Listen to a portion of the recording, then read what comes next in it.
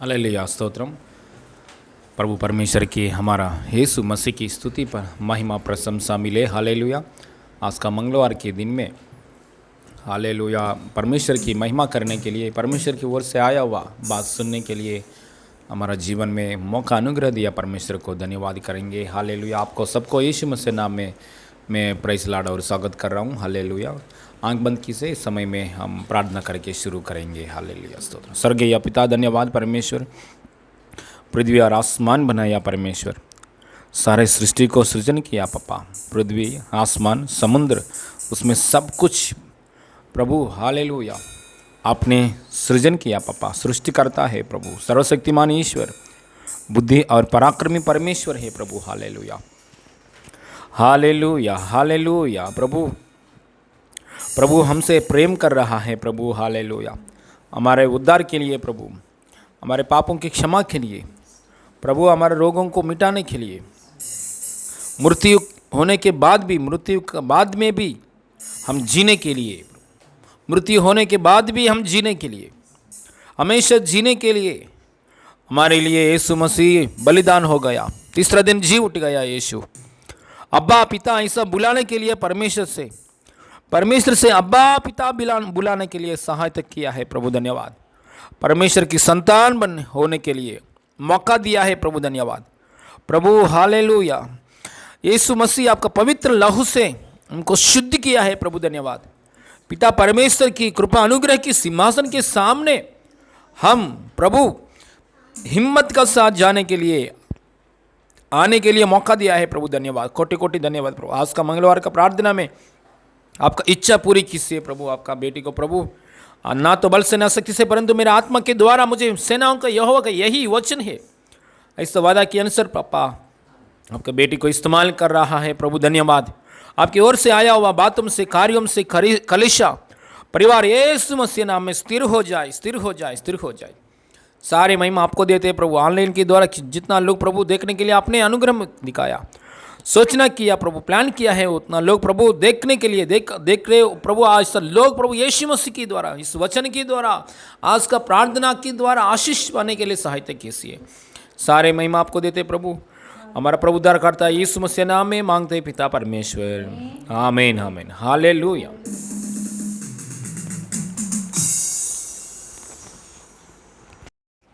Hallelujah. प्रभु यीशु मसीह का महिमा मिले। आप सभी को यीशु के नाम से नमस्कार। हालेलुया। आइए इस समय में हम लोग प्रभु की उपस्थिति में आराधना करेंगे। हालेलुया। प्रभु की स्तुति आराधना करते हुए प्रभु के यीशु मसीह को महिमा करेंगे। हालेलुया। हालात बदल जाते हैं, हालात बदल जाते हैं, यीशु तेरे आने से, यीशु तेरे आने से, यीशु तेरे आने से, यीशु तेरे आने से, तेरे आने से, तेरे आने से, तेरे आने से, आने से, आने से, तेरे आने से, तेरे आने से, तेरे आने से, आने से, आने से, हालात बदल जाते, हालात बदल जाते, हालात बदल जाते, हालात बदल जाते।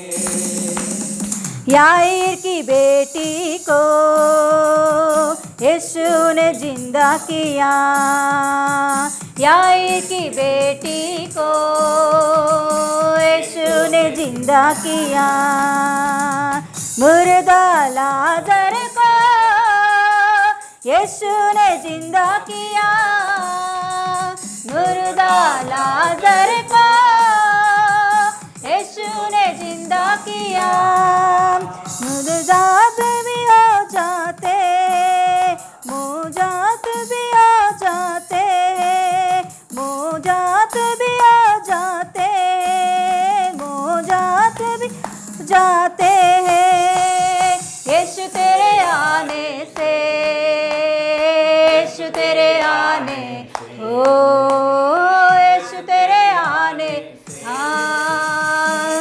यीशु तेरे आने से, तेरे आने से, तेरे आने से, तेरे आने से, आने से, आने से, तेरे आने से, तेरे आने से, आने से, आने से हालात बदल जाते हैं, हालात बदल जाते, ओ हालात बदल जाते हैं, हालात बदल जाते। लहू को तेरे यीशु पाता हूँ अपनी शिफा, लहू को तेरे यीशु पाता हूँ अपनी शिफा, जीवन को भर दे यीशु, रूखे फलों से तू आ, जीवन को भर दे यीशु, रूखे फलों के तू आ, तेरे पदकार बदल जाते हैं, पदकार बदल जाते हैं, पदकार बदल जाते हैं, यीशु तेरे आने से, यीशु तेरे आने, ओ यीशु तेरे आने से, यीशु तेरे आने से, तेरे आने से, तेरे आने से, तेरे आने से, आने से, आने से, तेरे आने से, तेरे आने से, तेरे आने से, आने से, आने से, तेरे आने से, तेरे आने से, तेरे आने से, आने से, आने से, तेरे आने से, तेरे आने से, तेरे आने से, आने से, आने से हालात बदल जाते हैं, हालात बदल जाते, ओ हालात बदल जाते, हालात बदल जाते हैं, यीशु तेरे आने से, यीशु तेरे आने से, यीशु तेरे आने से, यीशु तेरे आने से, तेरे आने से, तेरे आने से, तेरे आने से, आने से, आने से, तेरे आने से, तेरे आने से, तेरे आने से, आने से, आने से, तेरे आने से, तेरे आने, गाएंगे ओ जीसस, ओ तेरे आने से, तेरे आने से, तेरे आने से, आने से, आने से हालात बदल जाते हैं, हालात बदल, ओ हालात बदल जाते हैं, हालात बदल, ओ हालात बदल जाते हैं, हालात बदल जाते, ओ हालात बदल जाते, हालात बदल, यीशु तेरे आने से, ओ यीशु तेरे आने, ओ यीशु तेरे आने से, यीशु तेरे आने से, तेरे आने से, तेरे आने से, तेरे आने से, आने से, आने से, तेरे आने से, ओ यीशु,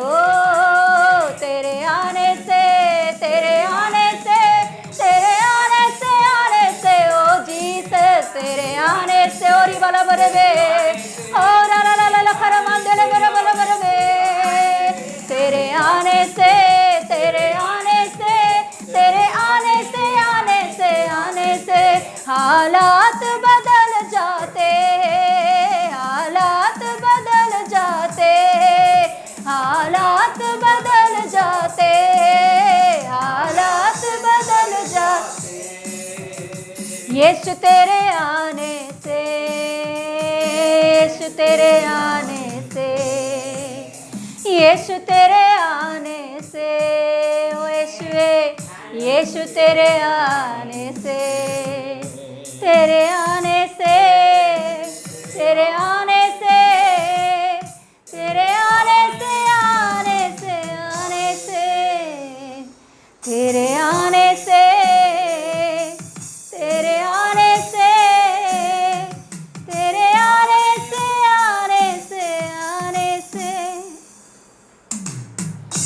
हालेलुया।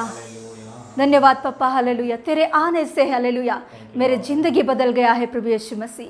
तेरे आने से प्रभु मेरा जीवन बदल गया है प्रभु, हालेलुया। तेरे आने से प्रभु यीशु पप्पा मेरे हालेलुया हृदय परिवर्तन हो गया है प्रभु यीशु मसीह। तेरे आने से मेरे सारे बीमारियां निकल गया है प्रभु यीशु पप्पा।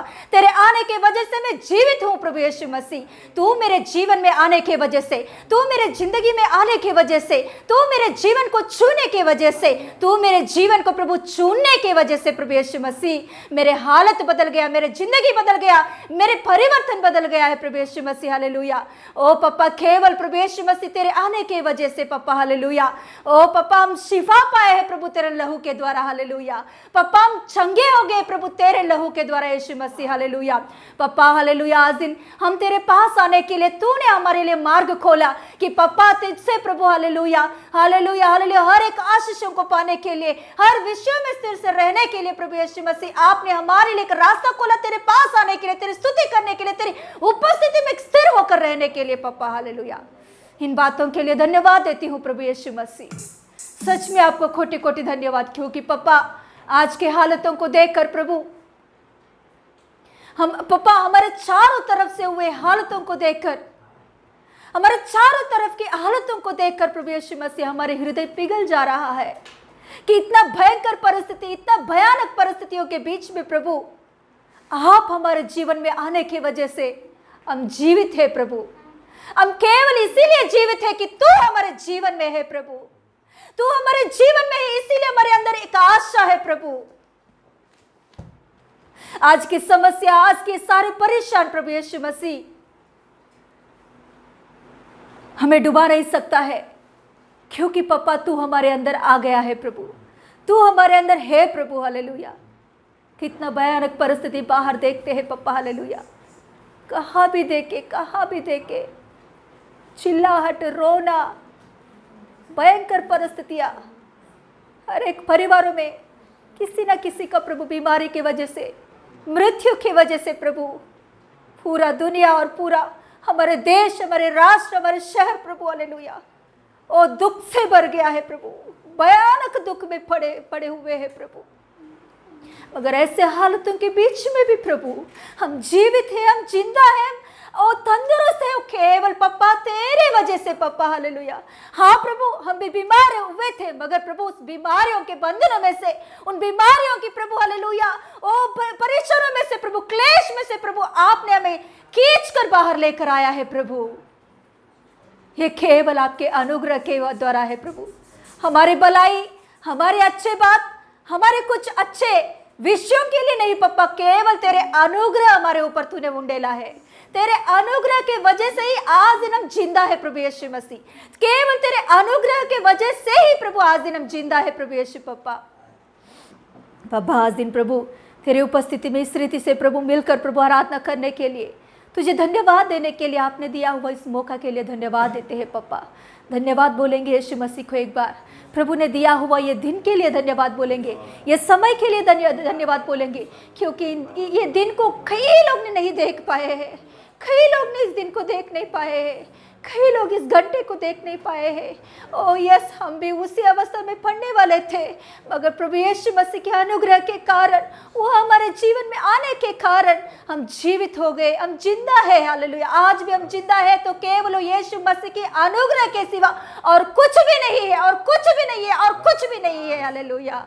पप्पा धन्यवाद देते हैं पप्पा, आपको धन्यवाद देते हैं पप्पा, आपको हम धन्यवाद देते हैं पप्पा। धन्यवाद पप्पा, धन्यवाद पप्पा, धन्यवाद पप्पा, धन्यवाद पप्पा। आज दिन हमारा पूरा परिवार तेरे साथ बैठकर तेरे उपस्थिति में आराधना करने के लिए आपने कितना अच्छा कृपा अनुग्रह दिखाया है प्रभु, इस बात के लिए आपको हम धन्यवाद देते हैं प्रभु। हमारा पूरा कलेशा मिलकर तेरे उपस्थिति में आराधना करने के लिए आपने दिया हुआ इस अच्छा मौका और समय के लिए आपको हम धन्यवाद देते हैं पप्पा। धन्यवाद पप्पा, तंदुरुस्त होकर ओ हालेलुया हमारे स्वर को उठाकर तुझे धन्यवाद बोलने के लिए हमारे अंदर प्रभु यीशु मसीह तूने शक्ति, बल, सामर्थ्य और तंदुरुस्त दिया, इस बात के लिए धन्यवाद देते हैं पप्पा। धन्यवाद पप्पा, धन्यवाद पप्पा, धन्यवाद पप्पा। हम हॉस्पिटल में एडमिट नहीं है कि पप्पा, हालेलुया आज आपकी उपस्थिति में आराधना करने के लिए आपने कृपा अनुग्रह दिखाया, इस बात के लिए धन्यवाद देते हैं पप्पा। धन्यवाद पप्पा, धन्यवाद पप्पा, धन्यवाद धन्यवाद धन्यवाद धन्यवाद धन्यवाद धन्यवाद यीशु मसीह। धन्यवाद पप्पा, धन्यवाद यीशु मसीह, धन्यवाद। आपके अनुग्रह के लिए धन्यवाद पापा। Thank you Jesus, thank you, thank you, thank you Holi spirit of God, thank you Lord, hallelujah.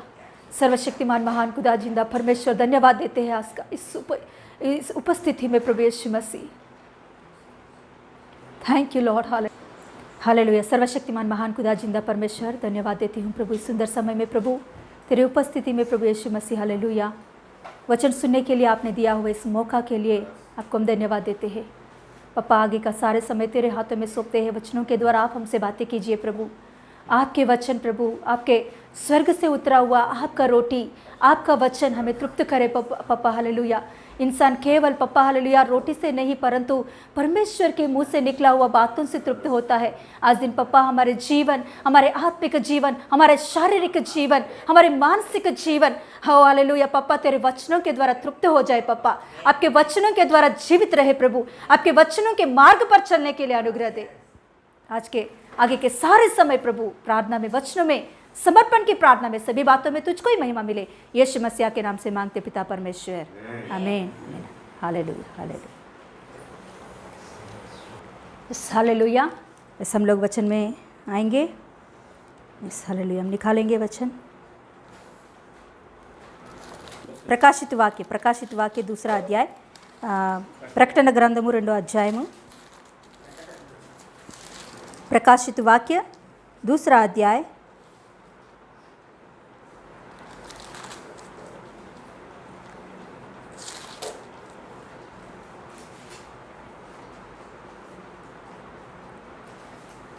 Yes, hallelujah. 10 पढ़ेंगे उसमें।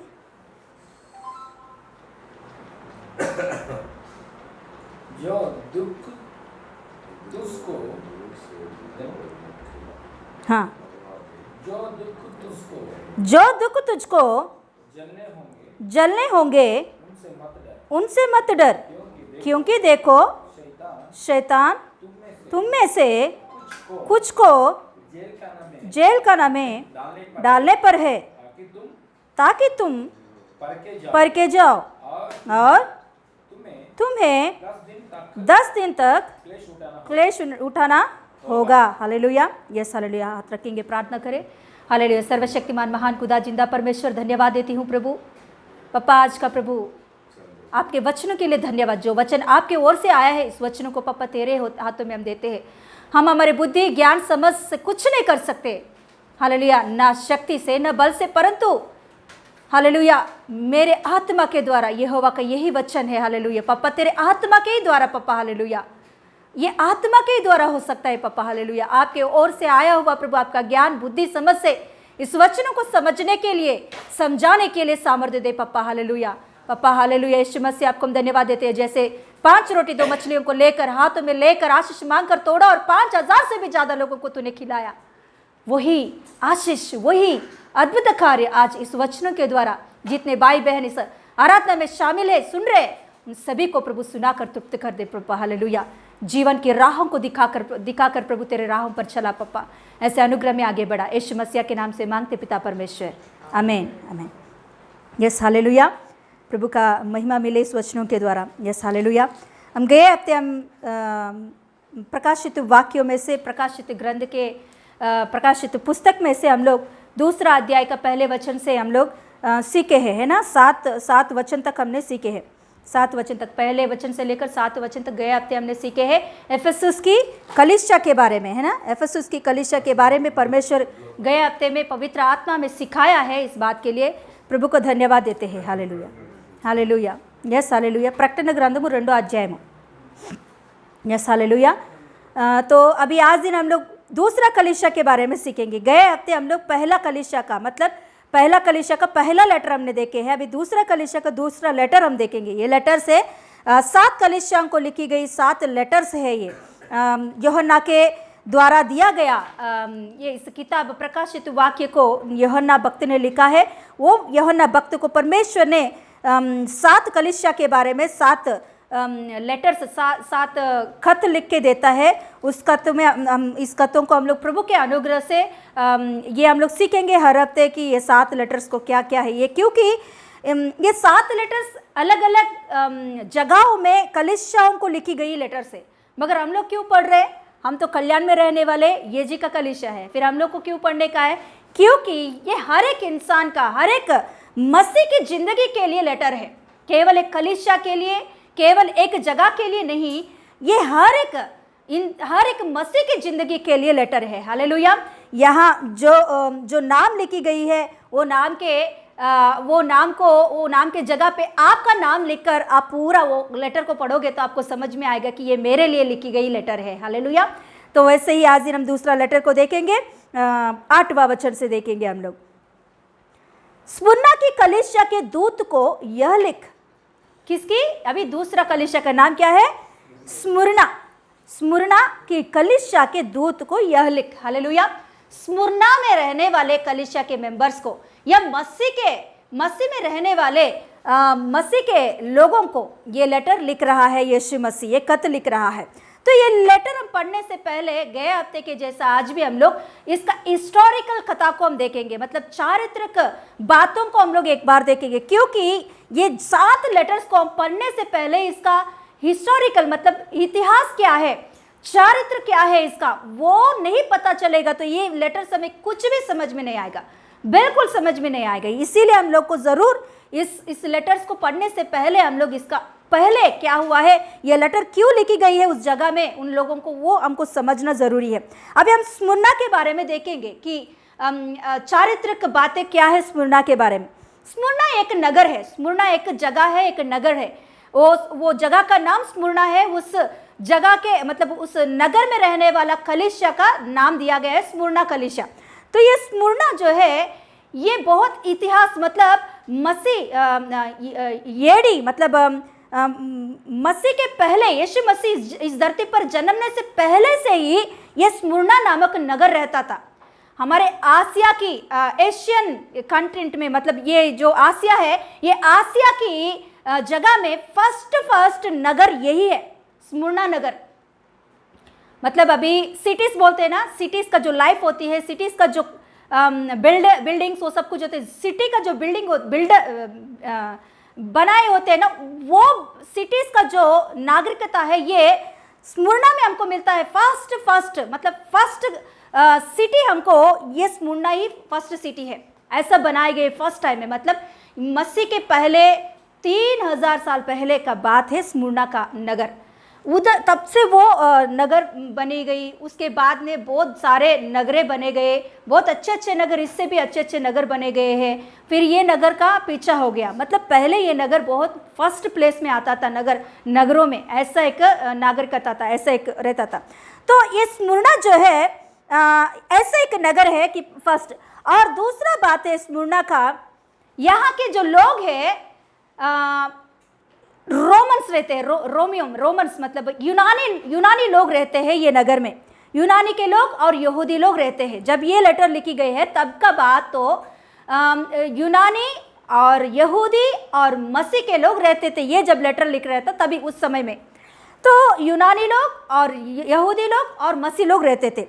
तो वहाँ का एक बढ़िया बात है कि वहाँ वो नगर में बहुत सारे टेम्पल्स होते हैं, बहुत सारे टेम्पल्स, मतलब हर प्रकार की देवता का टेम्पल वहाँ बनाई जाती है। जो कोई भी देवता बोले उन देवता का टेम्पल वहाँ रहती है। हर एक प्रकार की देवता का टेम्पल उसमें उस नगर में बनी गई है।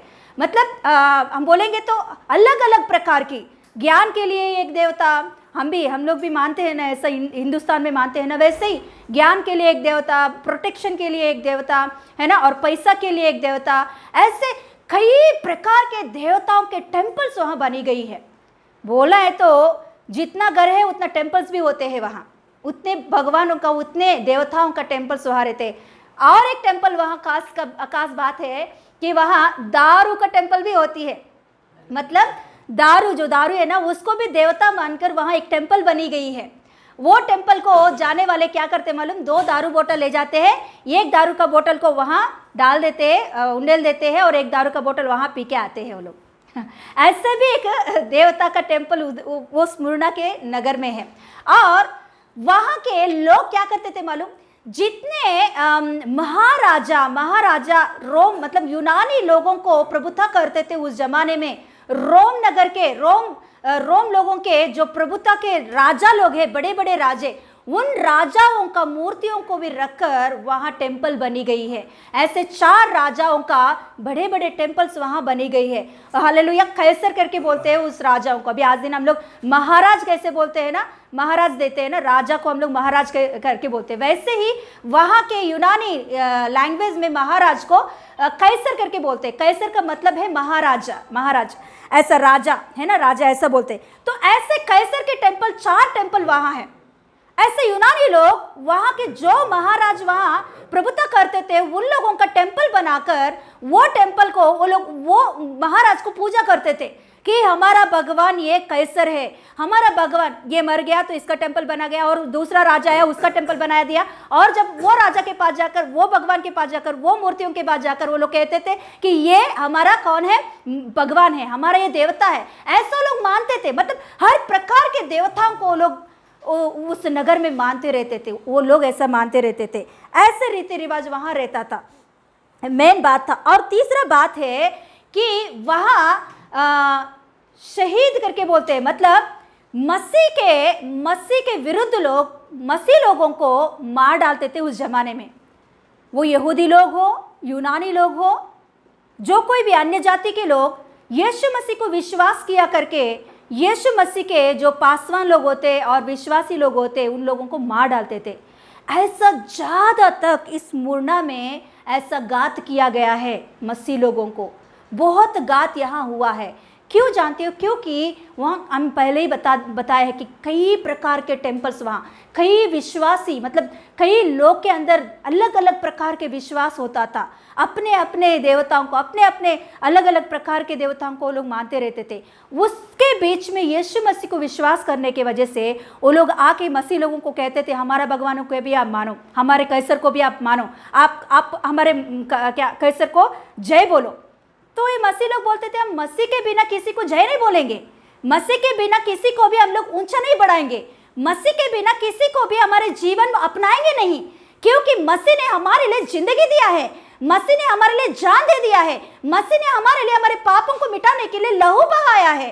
तो यीशु मसीह को छोड़कर दूसरे भगवानों को हम स्वीकार नहीं करेंगे, उन्हें जय नहीं बोलेंगे, जय जयकार नहीं करेंगे, स्तुति नहीं करेंगे, ऐसे मसीह लोग बोलते थे। इसके लिए इसका बात का विरुद्ध से वो लोग क्या करते थे, मसीह लोगों को मार डालते थे। ऐसा वो उस स्मुरना के नगर में बहुत सारे मसीह लोगों को घात किया था। हालेलुया। ऐसे स्थिति में, ऐसे परिस्थिति में अभी यीशु मसीह उस कलीसिया को लेटर लिख रहा है। हालेलुया। ऐसी स्थिति में और बात है कि केवल वहाँ यूनानी लोग ही नहीं, यहूदी लोग भी मसीह लोगों का विरुद्ध से काम करते थे। जो मसीह लोग हैं, यीशु मसीह को विश्वास करते हैं, प्रार्थना करते हैं, वचन सुनते हैं, यीशु मसीह के नाम से चंगाई छुटकारे के कार्य करते हैं, उन लोगों का विरुद्ध से यहूदी लोग भी खड़े होते थे। यहूदी लोग भी उन लोगों को मारते थे उस टाइम पे। ऐसे टाइम था ये स्मुरना के नगर में हो रहा था उस समय में। ऐसे टाइम में यीशु मसीह उस स्मुरना की कलीसिया को एक लेटर लिख रहा है।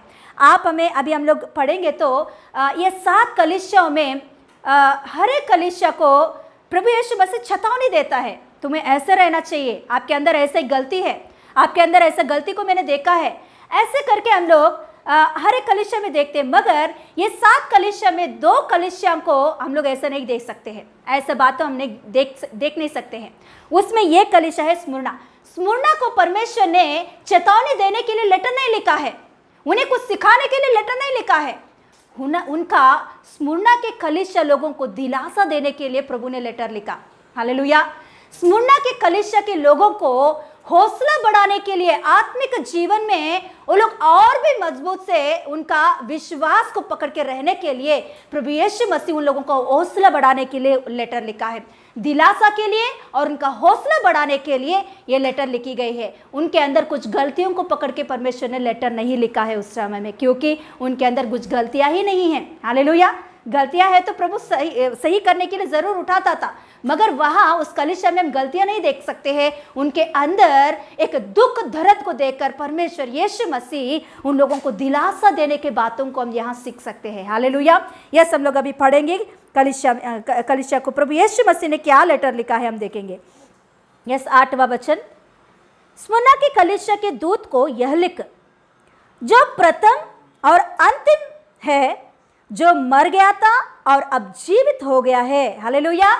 यह हम देख सकते हैं पहला कलीसिया में, मतलब इफिसुस की कलीसिया में भी हम देख सकते हैं यीशु मसीह अपने आप को वहां कैसे प्रकट कर रहा है। इस इफिसुस की कलीसिया में हम देखेंगे तो अपने आप को यीशु मसीह कैसे प्रकट कर रहा है। 7 तारों को हाथों में पकड़ा हुआ, 7 ड्यूटियों के बीच में फिरने वाला परमेश्वर है ना यीशु मसीह, ऐसा हमको दिखाई दिया है यीशु मसीह का। तो यहाँ देखेंगे तो यीशु मसीह अपने आप को यहाँ इस कलीसिया में ऐसे प्रकट कर रहा है। कैसे प्रकट कर रहा है?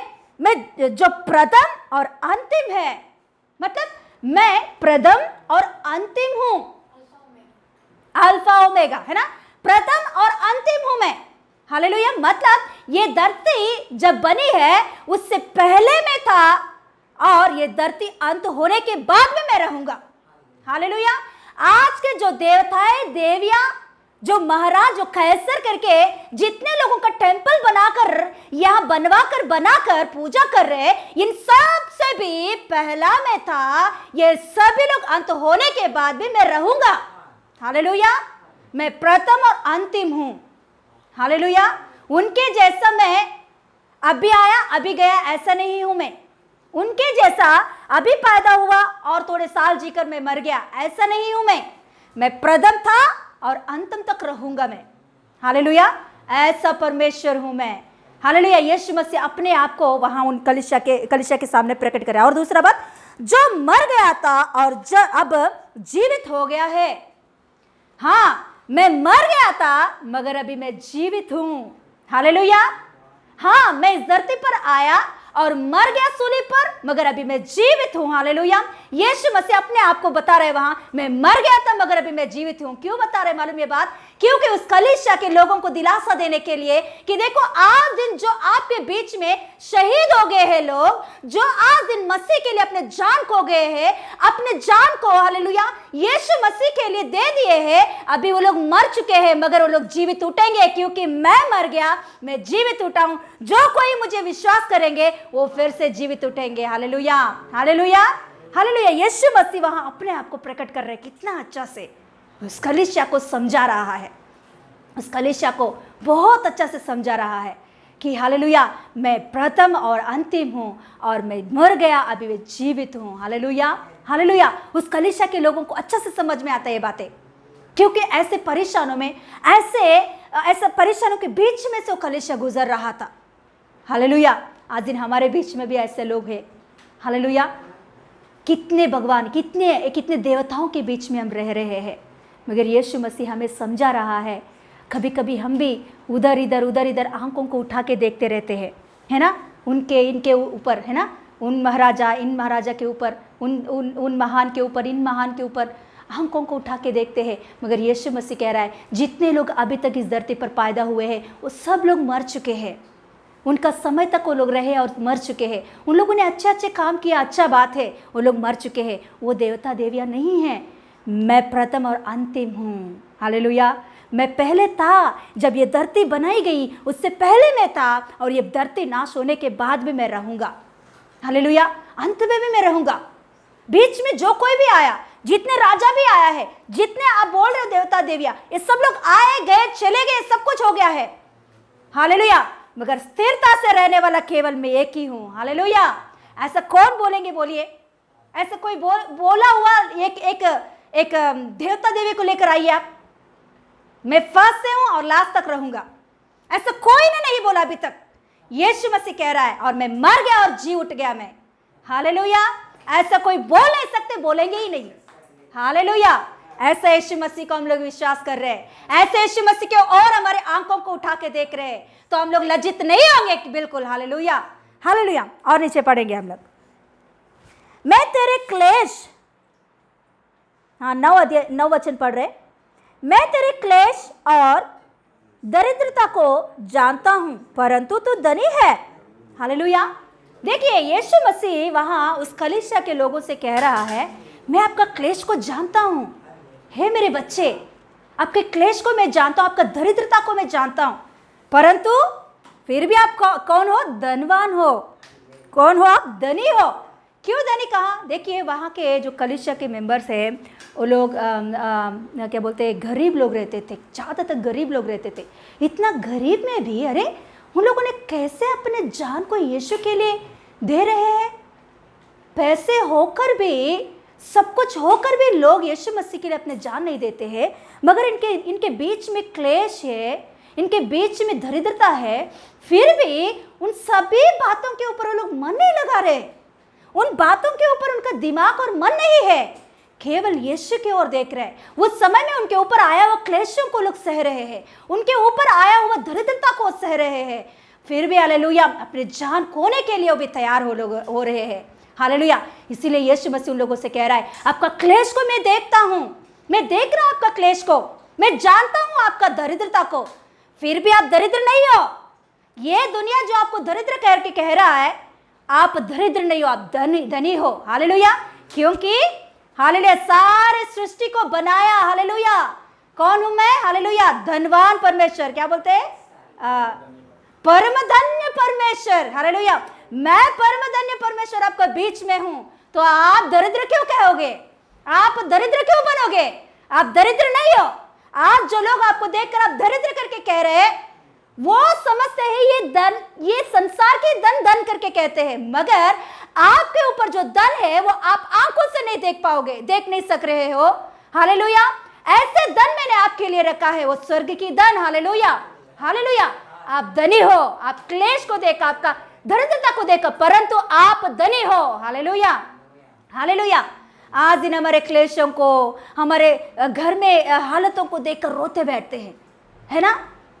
एक दिन 2 दिन कुछ क्लेश आया, कुछ परेशान आया, कुछ फाइनेंशियल प्रॉब्लम्स आया, तो हम लोग बहुत दुखी हो जाते हैं। मगर यीशु मसीह कह रहा है कि आप दरिद्र नहीं हो, आप धनी हो। इस दुनिया में जितने धनवान हैं उससे भी बढ़कर आप धनी हो। अंबानी से भी बढ़कर आप धनी हो, बिल गेट से भी बढ़कर आप धनी हो, क्योंकि परम धन्य परमेश्वर मैं आपका साथ हूं। सारे सृष्टि मेरा है, सारे धन मेरा है, सारा सोना चांदी डायमंड सब कुछ इस दुनिया पर जो कुछ भी है वो सब कुछ मेरा है। हालेलुया। फिलहाल आप दरिद्र करके लोग कह रहे हैं, मगर मेरे आशीष में आप जरूर दूंगा। Hallelujah hallelujah. आप हालेलुया दरिद्रता से ही नहीं जाओगे इस दुनिया से।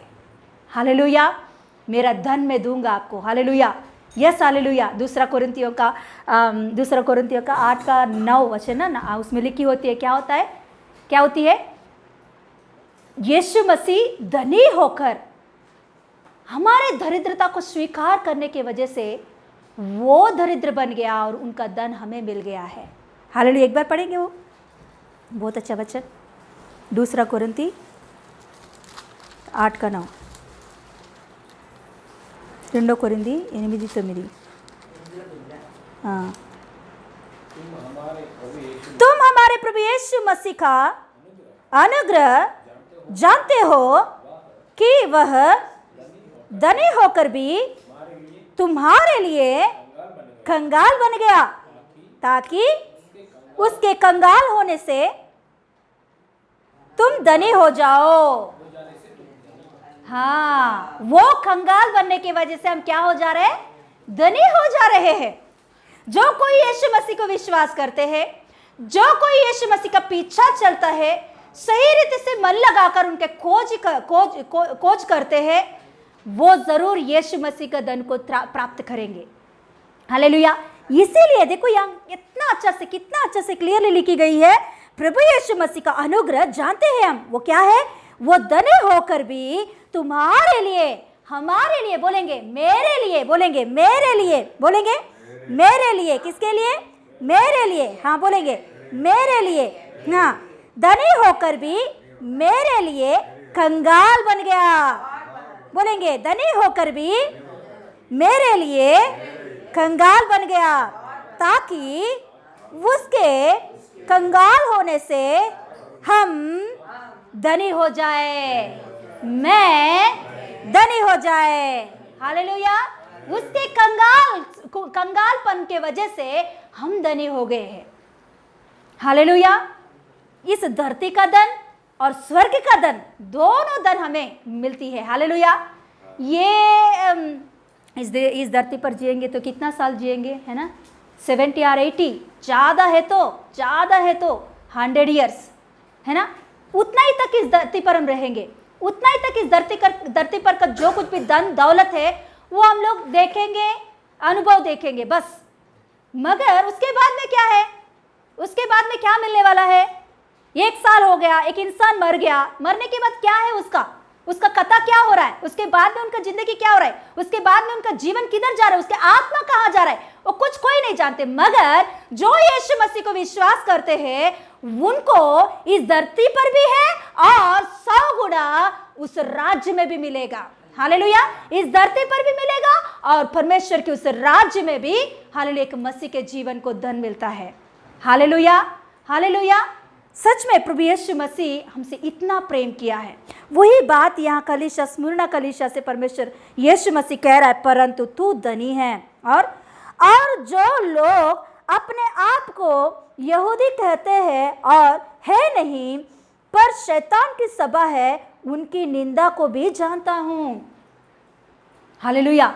स्मुरना की कलीसिया के लोगों से यीशु मसीह कह रहा है कि देखो, मैंने क्लेश को देखा, आपको दरिद्रता को देखा, और तीसरा बात कह रहा है कि जो यहूदी करके वो लोग कहते हैं मगर यहूदी नहीं है, वो लोग यहूदी का नाम को धारण किया बस, मगर उनका मन मुझसे जुड़ा नहीं है, मेरे साथ बना नहीं है। यहूदा मतलब कौन है?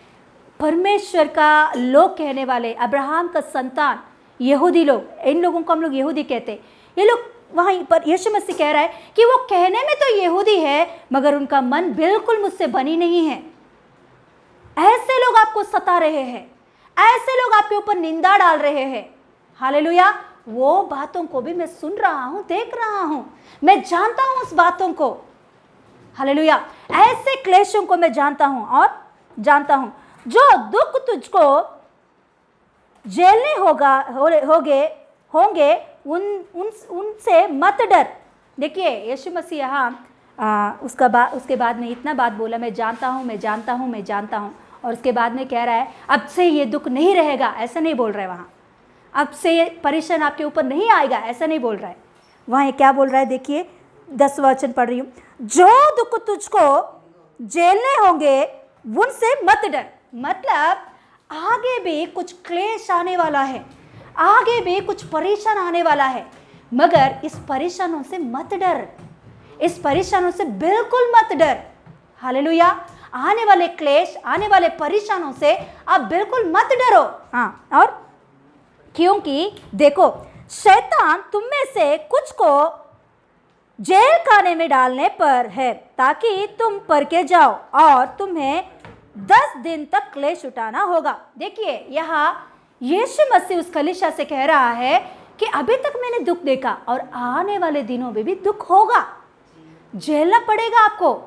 शैतान आपको परखने के लिए, शैतान आपको पकड़कर क्लेश में लेकर जाने वाला है, क्लेश में ले जाने वाला है।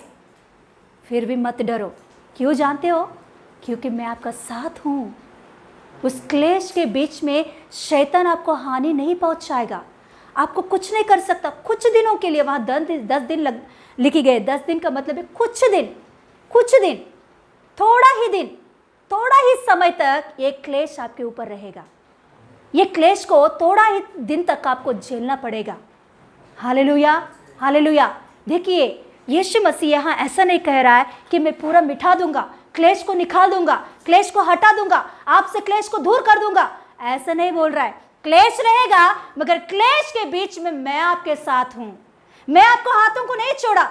अरे क्लेश बाहर के लोगों को भी आता है और मसीह लोगों को भी आता है। आज का कोरोना का परिस्थिति केवल मसीह लोगों के लिए नहीं, बाहर के लोगों को भी आता है। बाहर के लोगों को और ज्यादा है। बहुत भयानक परिस्थिति है आज के दिनों में। हम देखेंगे तो कोरोना की हालत, कोविड की इस परिस्थिति, कोविड की पैंडेमिक की वजह से पूरा दुनिया हिल जा रहा है। किधर भी देखो दुखी बातें सुनना पड़ रहा है हमें। इतना भयंकर हालतों में आज दिन यीशु मसीह हमसे एक बात कह रहा है, हाँ और थोड़ा दिन आपको सहना पड़ेगा, और थोड़ा दिन इनके बीच में आपको रहना पड़ेगा, और थोड़ा दिन इस क्लेश के बीच में आपको स्थिरता से रहना पड़ेगा, इस प्रॉब्लम्स के बीच में रहना पड़ेगा आपको। मगर याद रख लो, मैं आपको नहीं छोड़ा है, इसीलिए प्रभु यीशु मसीह वहां लेटर लिख के भेज रहा है, मैं आपको नहीं छोड़ा करके, उन लोगों को दिलासा देने के लिए, उनका हौसला बढ़ाने के लिए ही यीशु मसीह उनको खत लिख के भेज रहा है। हालेलुया। आज इन प्रभु यीशु मसीह का वचन आज भी इतना मुसीबत के समय में, इतना मुश्किलों के बीच में, लॉकडाउन के बीच में भी, पूरी रीति से नाश होने वाली इस हालतों के बीच में भी प्रभु यीशु मसीह इस रीति से वचन आपके तक पहुंचा रहा, तो उसका मतलब है मैं आपके साथ हूं, डरने का जरूरत नहीं है। इस क्लेश के बीच में भी मैं तुम्हें छोड़ूंगा नहीं। Hallelujah, hallelujah. थोड़ा दिन सहना पड़ेगा, थोड़ा दिन है ये प्रॉब्लम्स। Hallelujah, hallelujah. ये मुसीबत, ये हालत, ये परेशान कुछ दिन तक रहेगा। हालेलुया। मगर इसके बीच में मैं आपको छोड़ने वाला नहीं हूँ, मैं बिल्कुल छोड़ूंगा नहीं आपको। मैं मेरे पंखों के आड़ में लेकर मैं आपको रक्षा करूंगा। Hallelujah, hallelujah. और पढ़ेंगे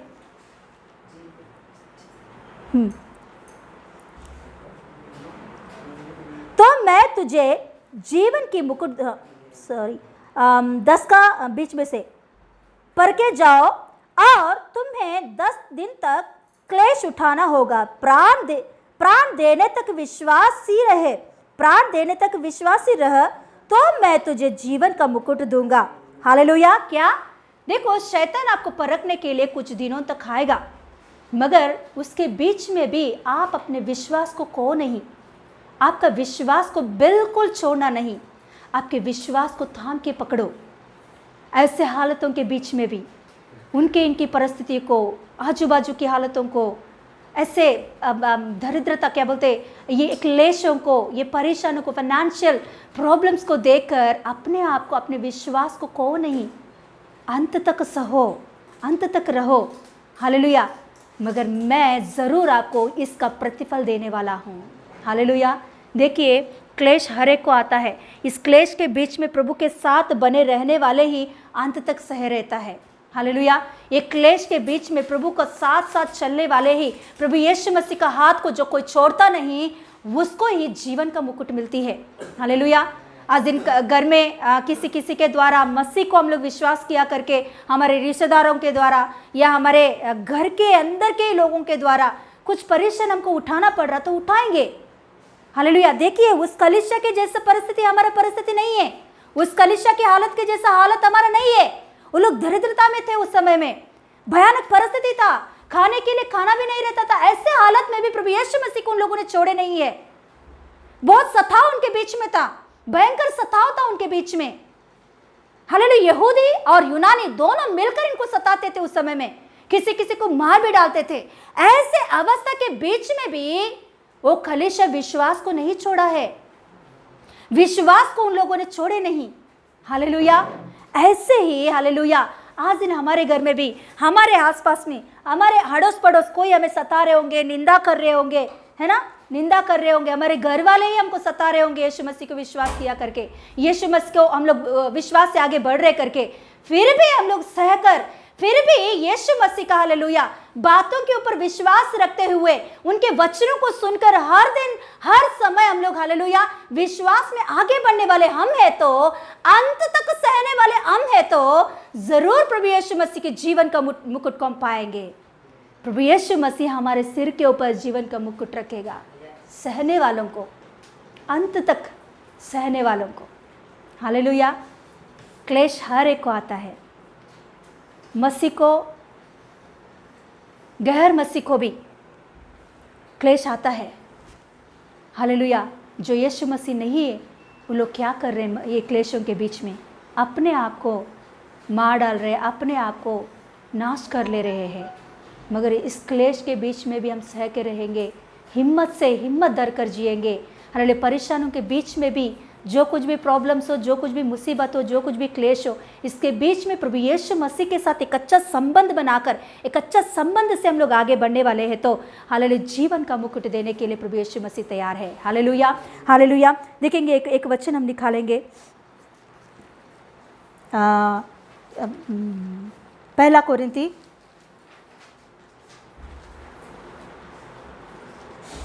रोमियो का पुस्तक, रोमियो का पत्री, रोमियो का पत्री 5 का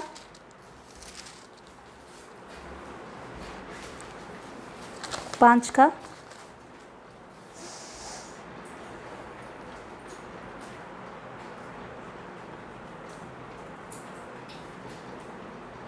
2 से पढ़ेंगे। जिसके द्वारा विश्वास के कारण उस अनुग्रह तक जिसमें हम बने हैं हमारी पहुंच भी हुई ही, और परमेश्वर की महिमा की आशा पर घमंड करें। केवल यह नहीं वरन हम क्लेशों में भी घमंड करें। हम क्लेशों में भी क्या करना चाहिए? घमंड करना चाहिए। पौलुस भक्त यहाँ कह रहा है, खलीसिया से कह रहा है कि क्लेशों में भी हम घमंड करना चाहिए। अरे बाहर के लोगों को जो यीशु मसीह को विश्वास नहीं करते हैं, उन लोगों को क्लेश आ रहा, तो वो लोग उस क्लेश की वजह से नष्ट हो जा रहा है, उस क्लेश की वजह से वो लोग नाश हो जा रहे हैं, उसका प्रतिफल नहीं है। वो क्लेश उठाने की वजह से भी उन लोगों को प्रतिफल नहीं मिलता है। मगर यहाँ पौलुस भक्त कहता है कि क्लेश की वजह से घमंड करो आप, क्योंकि ये जो क्लेश हमें आ रहा है ना, ये क्लेश यीशु मसीह रहकर भी हमें क्लेश आ रहा है। इस क्लेश में हम सह के रहेंगे, इस क्लेश के बीच में हम सही रीति से रहेंगे तो इसका प्रतिफल जरूर हम देखेंगे। बाहर के लोगों को प्रतिफल नहीं होता क्लेश का प्रतिफल नहीं होती है। क्लेश को उठाना तो पड़ता है उन लोगों को, मगर उसका प्रतिफल उन्हें नहीं मिलता है। मगर मसीह लोगों का एक बेनिफिट है, क्लेश आता तो भी उसे उठाकर सहने वालों को बेनिफिट होती है, प्रतिफल होती है। हालेलुया। देखेंगे, हाँ, केवल यही नहीं वरन हम क्लेश में भी घमंड करें, यह जानकर कि क्लेश से धीरज और धीरज से खरा निकलना और खरे निकलने से आशा उत्पन्न होती है, और आशा से लज्जा नहीं होती, क्योंकि पवित्र आत्मा जो हमें दिया गया है उसके द्वारा परमेश्वर का प्रेम हमारे मन में डाला गया है। हालेलुया। मतलब क्लेश के द्वारा धीरज आती है, हम लोग धीरज सीखते हैं। क्लेश के बीच में बाहर के लोगों को देखिए, बिल्कुल धीरज नहीं होती, उन्हें धीरज बिल्कुल नहीं होती, आशा बिल्कुल नहीं होती है। बाहर के किसी को भी आप पूछताछ करके देखिए कि कोई क्लेश में है, दुख के बीच में, दर्द के बीच में, चलने वालों के पास जाकर आप, वो लोग इंतज़ार करते हैं कि कोई भी हमें आशा की बात सुनाएंगे तो अच्छा है, कोई भी हमें दिलासा का बात देंगे तो अच्छा है, क्योंकि उन लोगों के अंदर आशा नहीं होता, उन लोगों के अंदर दिलासा नहीं होती, उनके अंदर धीरज नहीं होता। मगर मसीह में रहकर जो कोई भी क्लेश उठाता है, परेशान उठाता है, उनको ज़रूर धीरज मिलती है। प्रभु के वचन सुनने की वजह से उनके अंदर धीरज आती है। अभी ये वचन आपके तक पहुंच रहा है, ये क्लेश के बारे में, ये बातों के बारे में आप तक पहुंच रहा, तो आपके अंदर क्या आता है? धीरज आता है, सहने की शक्ति आती है, सहन शक्ति आती है ना। प्रभु के वचन के द्वारा सहन शक्ति, धीरज मिलती है। ये धीरज हमें क्या करता है मालूम? जो परखा जा रहे हैं हम लोग, शैतान के द्वारे हो, किसी के द्वारे भी हम परखा जा रहे हैं, उस परखा जाने में हम लोग कैसे निकलते? खरा निकलते हैं हम लोग, धीरज सहने की वजह से। हालेलुया। क्लेश के बीच में सहने की वजह से, धीरज दिखाने की वजह से जो परेशान परखा जा रही है हमारे ऊपर, वो परखा जाने के बीच में हम लोग खरा निकलेंगे। खरे निकलने की वजह से हमारे अंदर आशा उत्पन्न होती है। ये आशा हमें लज्जित होने नहीं देता है। Hallelujah, hallelujah. जो आशा हमारे अंदर उत्पन्न हो रहा है, ये परेशानियों के बीच में, क्लेशों के बीच में, ये महामारी के बीच में हमारे अंदर जो आशा उत्पन्न हो रही है, ये आशा बिल्कुल हमें लज्जित नहीं होने देता है, बिल्कुल लज्जित होने नहीं देता है। आज दिन आपके अंदर कुछ आशा मिला है, आपके अंदर कुछ आशा आया है, ये क्लेशों के बीच में भी, हाँ प्रभु यीशु मेरे लिए कुछ करेगा, प्रभु यीशु मुझे छोड़ा नहीं, प्रभु यीशु मसीह मेरे लिए कुछ रास्ता बना रहा है, ऐसे एक आशा आपके अंदर उत्पन्न हुआ तो प्रभु यीशु मसीह आपसे कह रहा है, वो आशा आपको लज्जा होने नहीं देगा, लज्जित बिल्कुल होने नहीं देगा। हालेलुया। कितना अच्छा परमेश्वर के पास हम आए हैं। हालेलुया। क्या है? आशा उत्पन्न होती है, और वो आशा हमें लज्जा होने नहीं देता है। Yes, hallelujah. और एक वचन हम लोग खोलेंगे। यस, पहला कोरिन्थियों का 3रा अध्याय, पहला कोरिन्थियों का 3रा अध्याय खोलेंगे। यस, 3रा अध्याय। देखिए यहाँ ये 3रा अध्याय में 10वां वचन से अभी में हम लोग पढ़ेंगे। तो देखिए यहाँ पौलुस अपने कलीसिया को, कोरिन्थियों के कलीसिया को लेटर लिखते हुए उन लोगों को सिखा रहा है कि परमेश्वर की ओर से कुछ बातों को सिखा रहा है। देखो, मैंने आपको मसीह के ऊपर नींव डाला है। मैंने आपको मसीह के ऊपर मतलब सुसमाचार बताकर यीशु मसीह के बारे में, उनकी मृत्यु और पुनरुत्थान के बारे में आपको सुसमाचार बताकर मसीह में आपको नींव डाला है। आपको कहा मसीह का नींव आपके अंदर डाला है। अभी आप अपने आप को मसीह के ऊपर बनाना है, अपने आप को मसीह के ऊपर बिल्ड करना है। ये नींव के ऊपर आपको क्या करना है? अपने विश्वास को, अपने मसीह की जिंदगी को, अपने जीवन, आत्मिक जीवन को मसीह के ऊपर क्या करना चाहिए? आपको बनाना है, आपको बनाना है। तो ये बनाने की अवस्था में क्लेश आता है, परेशान आता है। ये परेशान क्लेश ही आपका जो बनी गई आत्मिक जीवन, आप जो बनी गई मसीह के ऊपर, वो केयर कर देते, मतलब क्या बोलते हैं, रिजल्ट दे देता है। मतलब ये क्लेश ही, मतलब ये परेशान, जो परेशान आज दिन किसी रीति से भी परेशान आपके ऊपर आ रहा, तो ये परेशान ही आपका आत्मिक जीवन प्रभु के ऊपर कितना तक है बता देता है, बता देता है। अरे हम लोग इतना वचन सुन रहे हैं, हम लोग कोई कुछ निंदा करने से ही ना पता चलेगा हमारे अंदर कितना धीरज आया है। हम सीख रहे हैं। अभी हम लोग देखते हैं बच्चों का 1 साल पूरा पढ़ाई होती है, पूरा साल पढ़ाई होने के बाद उनको लास्ट में एग्जाम्स देते हैं। एग्जाम्स के बिना उनका पढ़ाई व्यर्थ है। एग्जाम्स नहीं तो वो लोग पढ़ के बिल्कुल व्यर्थ ही व्यर्थ है ना। इसीलिए ज़रूर उनका अभी इतना लॉकडाउन के बीच में भी हमारे बच्चों को ओरल एग्ज़ाम, लिखने के एग्ज़ाम नहीं तो भी ओरल के एग्ज़ाम तो लिए हैं, राइटिंग के एग्ज़ाम तो लिए, कैसे भी हो एग्ज़ाम लेते हैं। क्योंकि इनका पढ़ाई कितना तक है, ये लोग कितना तक पढ़े हैं, ये कितने तक सीखे हैं स्कूल में, ये क्लास में क्या सीखे हैं इन लोगों ने, है ना। ऐसे क्या करते हैं, लास्ट में एग्ज़ाम रखते हैं। बिना पढ़ाकर उन लोगों को एग्ज़ाम नहीं देते। जो पढ़ते नहीं, जो घर पे बैठते हैं, उन्हें एग्ज़ाम नहीं देते हैं, वो एग्ज़ाम लिखने के लिए बुलाते नहीं। मगर जो बच्चे अच्छे से अटेंडेंस होता है, अच्छा से आते हैं स्कूल में, क्लास में अटेंड होते हैं, उन लोगों को एग्ज़ाम होती है ना। तो वैसे ही मसीह के ज़िंदगी में भी हम जो कुछ भी सीख रहे हैं, इसका परीक्षा ज़रूर होती है। इस परीक्षा क्या होता है मालूम? क्लेश, मुसीबत, कुछ परेशान। इस परेशानों के बीच में हमारा विश्वास कितना तक बड़ा, बहुत लोग बोलते हैं ना, मैं तो बहुत बड़ी विश्वासी हूँ। अरे मैं बहुत विश्वास करती हूँ पास्टर जी, मेरे अंदर बहुत ज़्यादा विश्वास है, बहुत विश्वास है। ये विश्वास कभी पता चलेगा मालूम? ये विश्वास सही है क्या नहीं आपको कभी पता चलेगा मालूम? जब एक छोटा सा परेशान आपके सामने आता है, वो परेशानों को देखकर आप घाय घाय करते हो, चिल्लाते हो, गुस्सा करते हो, तो उसका मतलब है फेल हो गए हो। ये परीक्षा में आप क्या हो गए? फेल हो गए हो। क्लेश आता है, निंदा आता है, परेशान आता है, तो उसका रिजल्ट क्या होना चाहिए मालूम? धीरज। वहां लिखी गई है ना, अभी हमने पढ़े हैं रोमियो की किताब में 5वां अध्याय में, है ना। क्लेश की वजह से हमें धीरज आना चाहिए। क्लेश आया, इस क्लेश के बीच में, ये क्लेश परीक्षा के जैसा हमारे जीवन में आ रहा है। इतना दिनों तक हमने वचन सुने हैं, बहुत अच्छे अच्छे वचन सुने हैं, यीशु मसीह को विश्वास करना, चंगाई का, ये सब कुछ हमने सुने हैं। मगर एक छोटा सा परेशान, एक छोटा सा क्लेश, एक छोटा सा मुसीबत आएगा तो हम क्या हो रहे? चिल्लाते एक दूसरे के ऊपर, है ना। गुस्सा भयंकर रीति से, क्रोध, क्या बोलते, जलसी, दूसरे से बात नहीं करना, बातचीत बंद करना। परीक्षा में क्या हो गया? परख लो अपने आप को। प्रभु भी ऐसे ही परखता है मेरे बहन, प्रभु यीशु मसीह भी ऐसे ही हमको परखता है। हमारा विश्वास, हमारी भक्ति, हमारी श्रद्धा कितना तक है प्रभु के ऊपर, कितना तक आप बड़े हो आत्मिक जीवन में, परखने के लिए छोटे छोटे बातों को रखता है। ये बातों में ही हम लोग धीरज से नहीं रह रहे, तो उसका मतलब है कि हम लोग फेल हो रहे। फिर से सीखना पड़ेगा। 3rd क्लास फेल हो गया तो क्या करेंगे? फिर से 3rd क्लास में बिठाएंगे।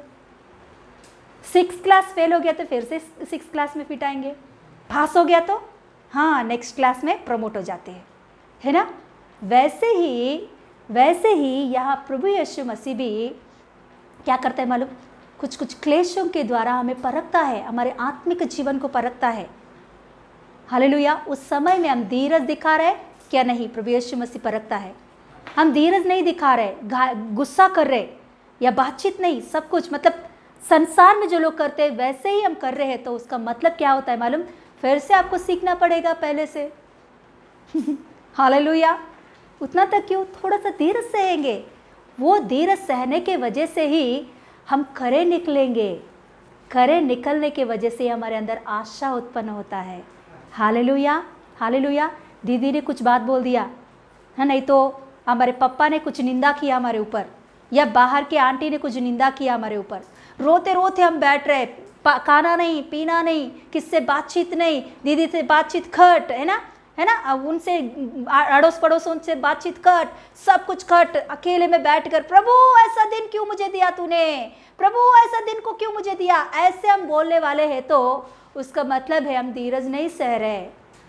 धीरज नहीं सहेंगे तो हम लोग हालेलुया खरा नहीं निकल सकते हैं। हालेलुया।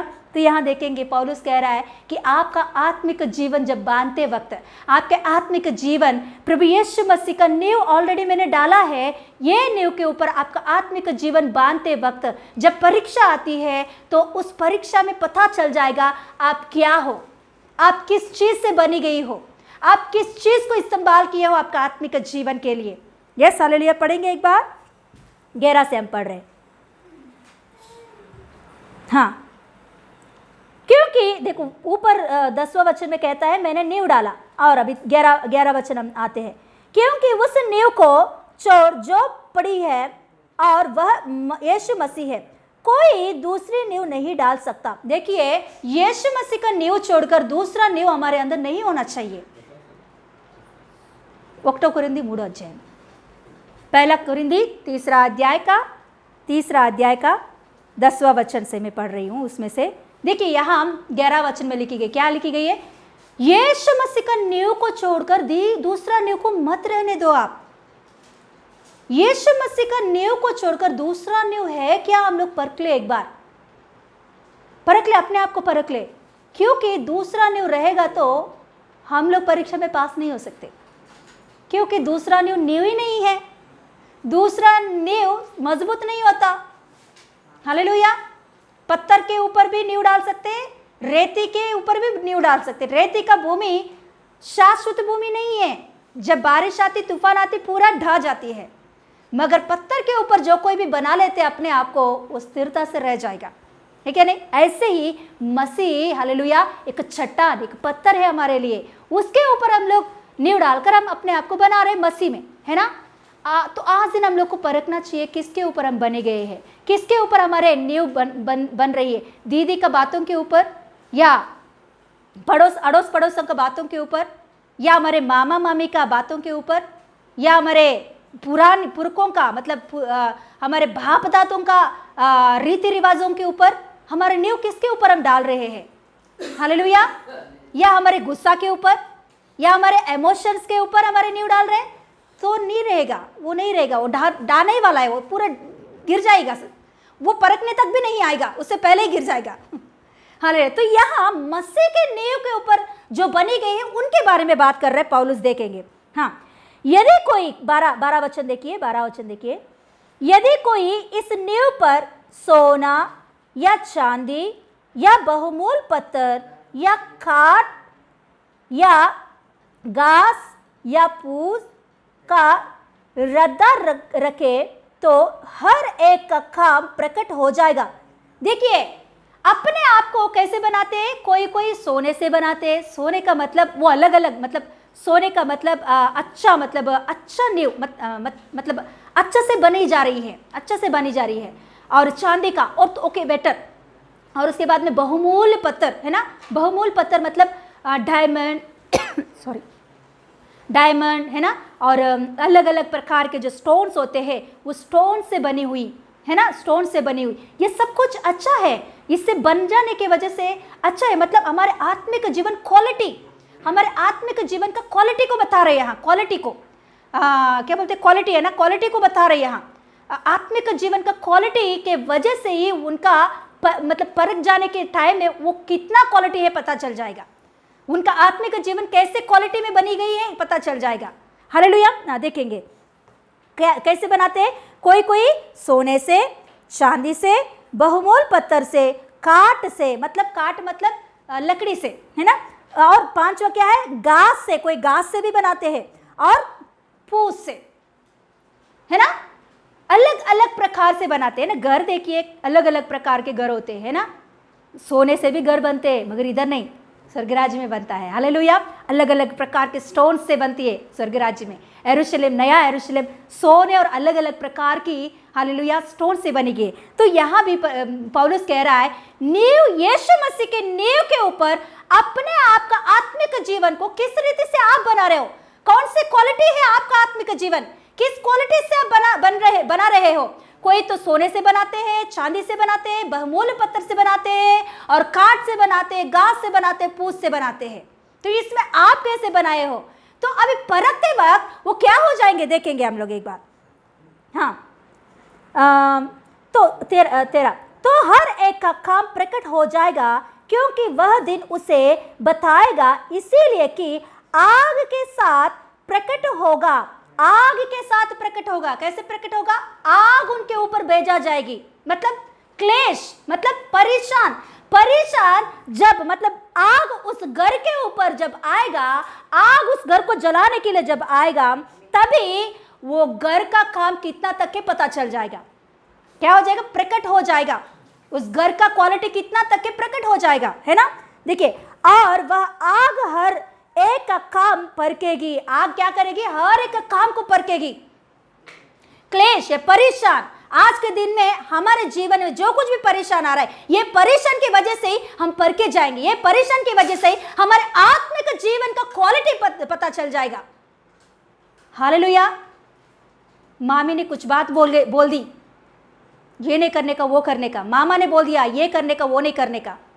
तो वहां पता चल जाएगा आपका ये क्लेश है, ये भी परेशान है। आजू बाजू वाले, नहीं तो फ्रेंड्स, दोस्त। मैं एक अच्छा बात सुनी थी।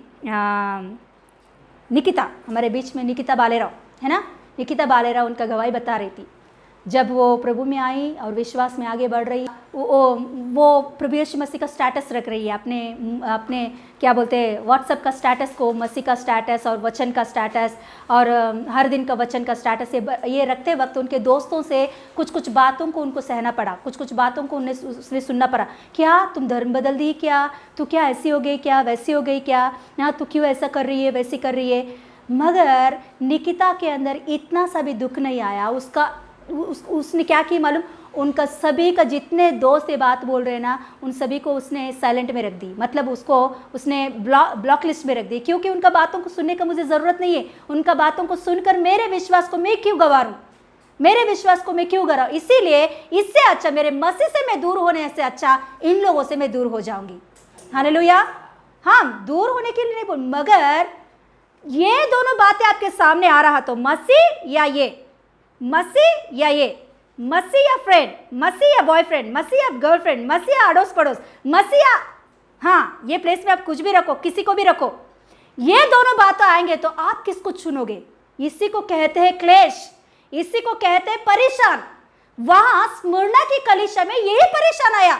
उनके ऊपर की क्लेश यही था कि महाराज को, हमारा महाराज को आप जय जयकार करो, हमारे महाराज को आप क्या करो, हाँ क्या बोलो, स्तुति करो। उन लोगों ने बोला मसीह और महाराज, इन दोनों में से हम मसीह को ही चुनेंगे।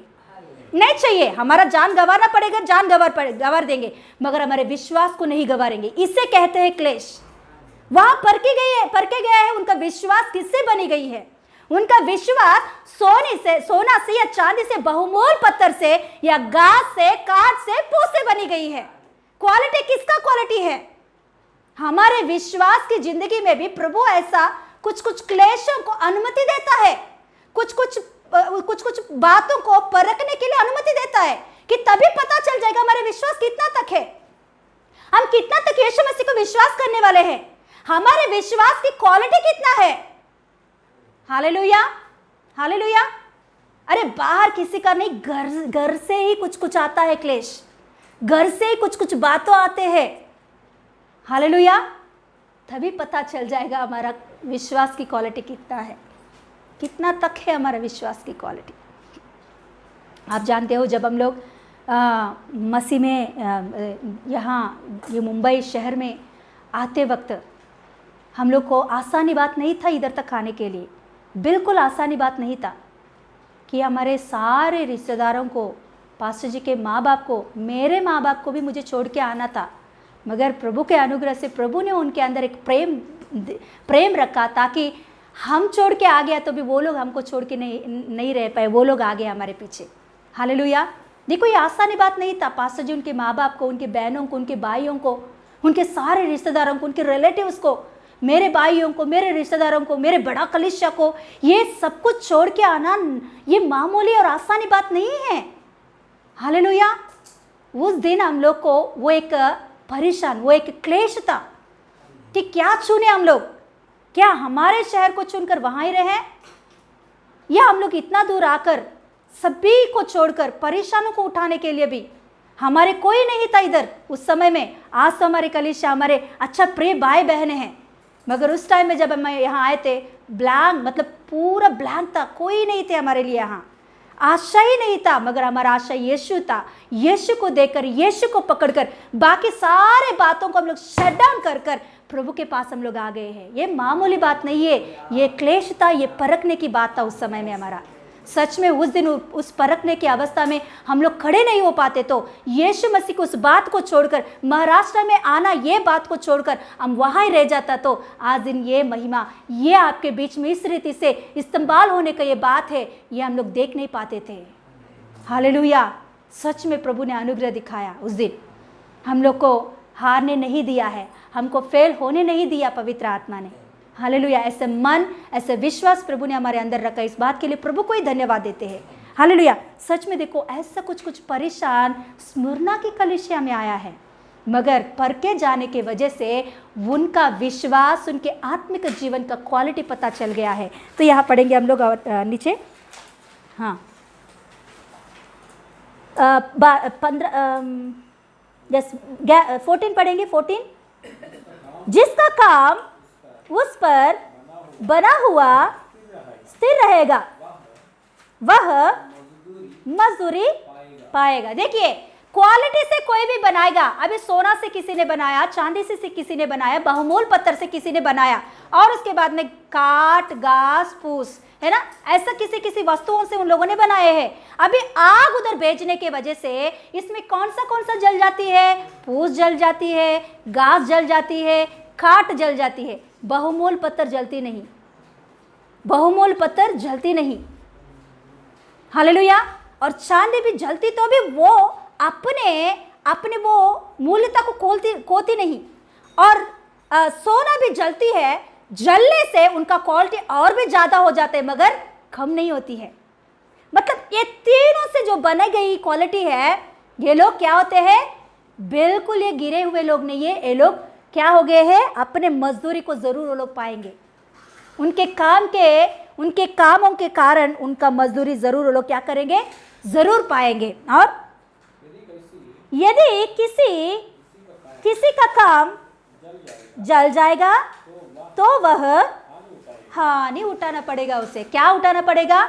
जो कोई भी अपने परखा जाने के समय में वो अपने आत्मिक जीवन को खो जाएगा, अपने धीरज को खो जाएगा, करा निकलने के विषय को खो जाएगा, तो उसको क्या करना पड़ेगा? हानि उठाना पड़ेगा उसे, जरूर उसे उसका मजदूरी पाना पड़ेगा। हाँ, पर वह आप बच जाएगा, परंतु जलते जलते बच जाएगा। हालेलुया। परिपूर्णता से नहीं, जलते जलते बच जाएगा। या और एक बार सीखेंगे जलते जलते बच जाना क्या है ना। तो अभी देखेंगे, ये परख जाने के समय में हमारा क्वालिटी पता चल जाएगा। आप जानते हो, आज दिन देखिए, जो कोई भी ज्वेलरी के शॉप में गया, सोचो आप ही गए हो ज्वेलरी शॉप में, जाके एक बड़ा सा नेकलेस आप बनवा ले रहे हो, या एक रिंग खरीद करने के लिए गए हो, तो सोने का रिंग बनाया, समझो 50,000 का एक रिंग है, या एक नेकलेस को आप बना रहे हो, वो नेकलेस का 1 लाख का कॉस्ट है। तो वो बनाते वक्त उसके बीच में कुछ स्टोन लगाने के लिए आपने सोचे हो, तो वो स्टोन लगाने के लिए आप किसको इस्तेमाल करोगे? कोयला को इस्तेमाल करोगे। कोयला जानते हो ना, काला कोयला, खोल कोयला, उसे इस्तेमाल करेंगे। नहीं, किसको इस्तेमाल करेंगे? डायमंड को इस्तेमाल करेंगे, है ना। अच्छा सा डायमंड, है ना।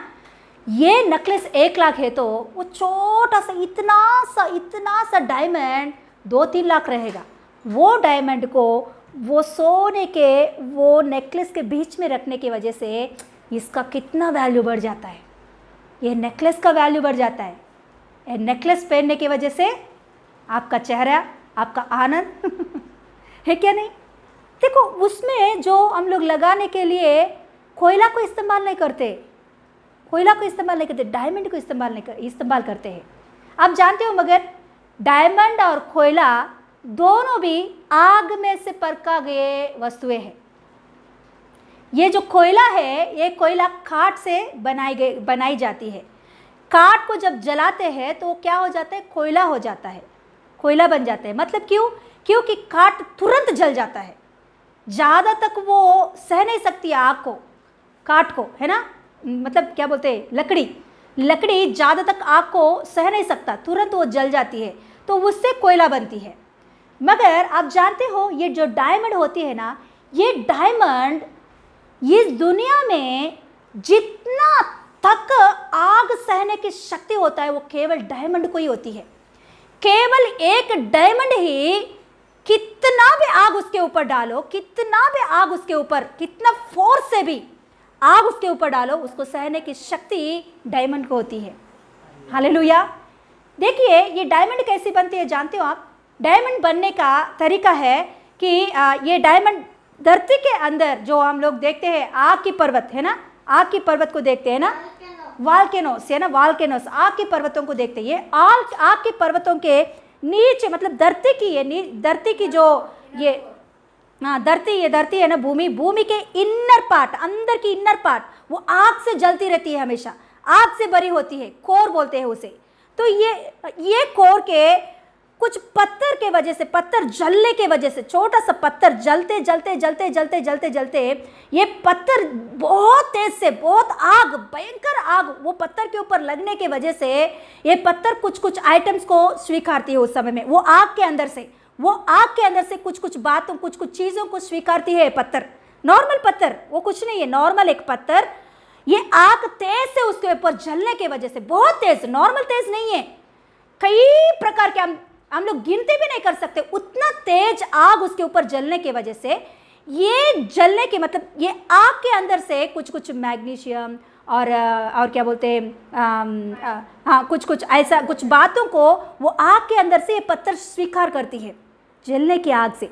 वो स्वीकार करने की वजह से उनके अंदर एक रूप धारण करती है, ऐसे स्वीकारते ऐसे रूप धारण करने के अवस्था में वो एक डायमंड बन जाती है। हालेलुया। वो डायमंड जब ये आग की पर्वत ऊपर से ये क्या बोलते हैं, लावा को ऊपर लाती है, वो लावा के द्वारा ये जो डायमंड अंदर जली एक डायमंड बन गई, ये डायमंड भी उस आग के द्वारा बाहर आ जाता है, वही डायमंड आज दिन। इसीलिए ये डायमंड का क्यों इतना रेट आप जानते हो, इतना कॉस्ट इस दुनिया में, ज़्यादा कॉस्ट डायमंड को ही होता है। क्यों इतना? क्योंकि उसने उतना आग को सहा, वो छोटा सा पत्थर, वो आग से कुछ चीज़ों को उसने अपने ऊपर एब्जॉर्ब कर लिया है। वो एब्जॉर्ब करने के वजह से उनका रूप बदल गया, वो रूप बदलने की वजह से उनका कॉस्ट एकदम बढ़ गया है। Hallelujah, hallelujah. ज़्यादा नहीं होता ऐसा, कुछ ही ऐसा डायमंड के रूप में बदलता है। हालेलुया। आज दिन हम परेशानों में परख जा रहे तो हमारा भी वैल्यू बढ़ रहा है, हमारा भी मजदूरी बढ़ रहा है। कुछ समस्याओं को, परेशानों को देखकर हम उसका सामना नहीं कर पा रहे तो हम उसका मतलब क्या है मालूम? कोयला के जैसे हो जा रहे हैं हम लोग। कोयला का कुछ भी वैल्यू नहीं है, कोयला को फेंकते भी, कोयला का किसी का भी वैल्यू नहीं, कोयला का वैल्यू नहीं है, मगर डायमंड का वैल्यू बहुत है। आज दिन हम लोग डायमंड या कोयला फर्क ले अपने आप को। हालेलुया। छोटे बातों से भी हम लोग अपने मुंह को मुड़ लेंगे, छोटे कार्यों की वजह से भी, छोटे परेशानों को भी देखकर प्रभु से दूर हो जाएंगे तो हम लोग कोयला के समान बन जा रहे हैं। हालेलुया। मैं एक बात और एक कहकर मैं क्लोज करूँगी, एक उदाहरण कहकर। हमारे आंध्र प्रदेश में जून, जुलाई, अगस्त, सितंबर में एक मच्छी मिलती है। वो मच्छी को हम लोग पुलसा करके बोलते हैं। पुलसा PULASA,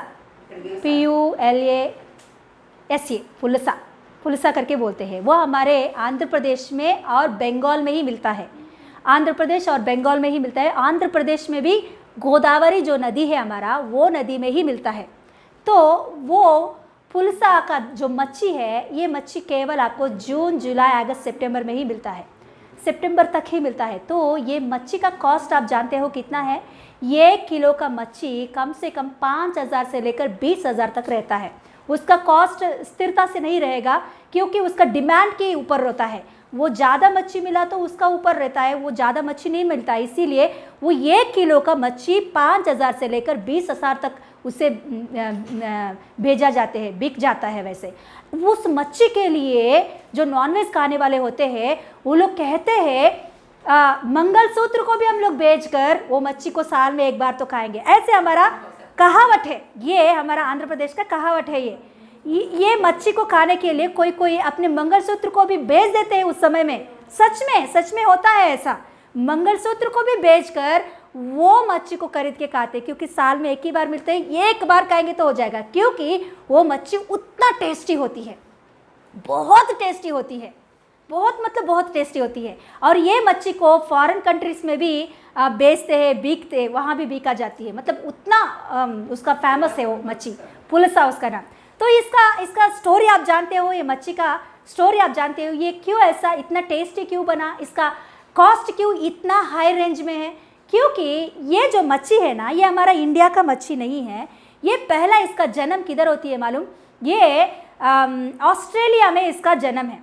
ऑस्ट्रेलिया में ये पैदा होती है। तो ये ऑस्ट्रेलिया में से ऐसे ये ऑस्ट्रेलिया से तांजानिया, मतलब ऐसे ही वो समंदर के ओर से हमारा बे ऑफ बंगाल के समंदर में आके मिलती है। हमारे इंडिया की जो बे ऑफ बंगाल समंदर है, उस समंदर में आके मिलती है। तो जब ये समंदर में आके मिलता है, तो ये समंदर में जब ये रहती है, उस समय में जब जून महीने में बारिश का शुरुआत होती है, जून महीने में बारिश की शुरुआत के समय में हमारा गोदावरी की नदी की जो पानी होता है, वो पानी समंदर में मिलता है।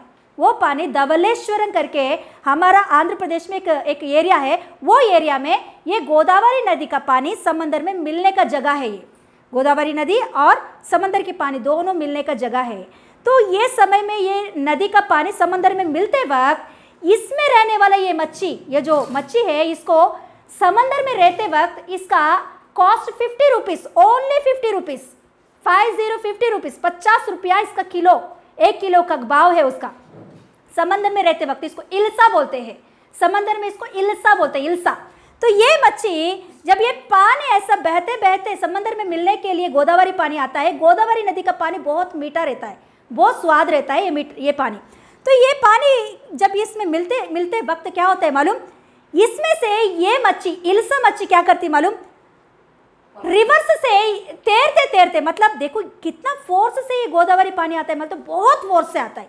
ये फोर्स को मतलब इस फोर्स को सहकर ये इल्सा मच्छी क्या करती है मालूम? इसका ऑपोजिट से तैरते तैरते, बहुत मुश्किल है ऐसा तैरना, बहुत मुश्किल है। इसमें का मछली भी समुद्र में चला जाता है, मगर उस समय में ये मच्छी, इल्सा मच्छी रिवर्स में तैरते किस में आ जाता है मतलब? गोदावरी नदी में आ जाता है।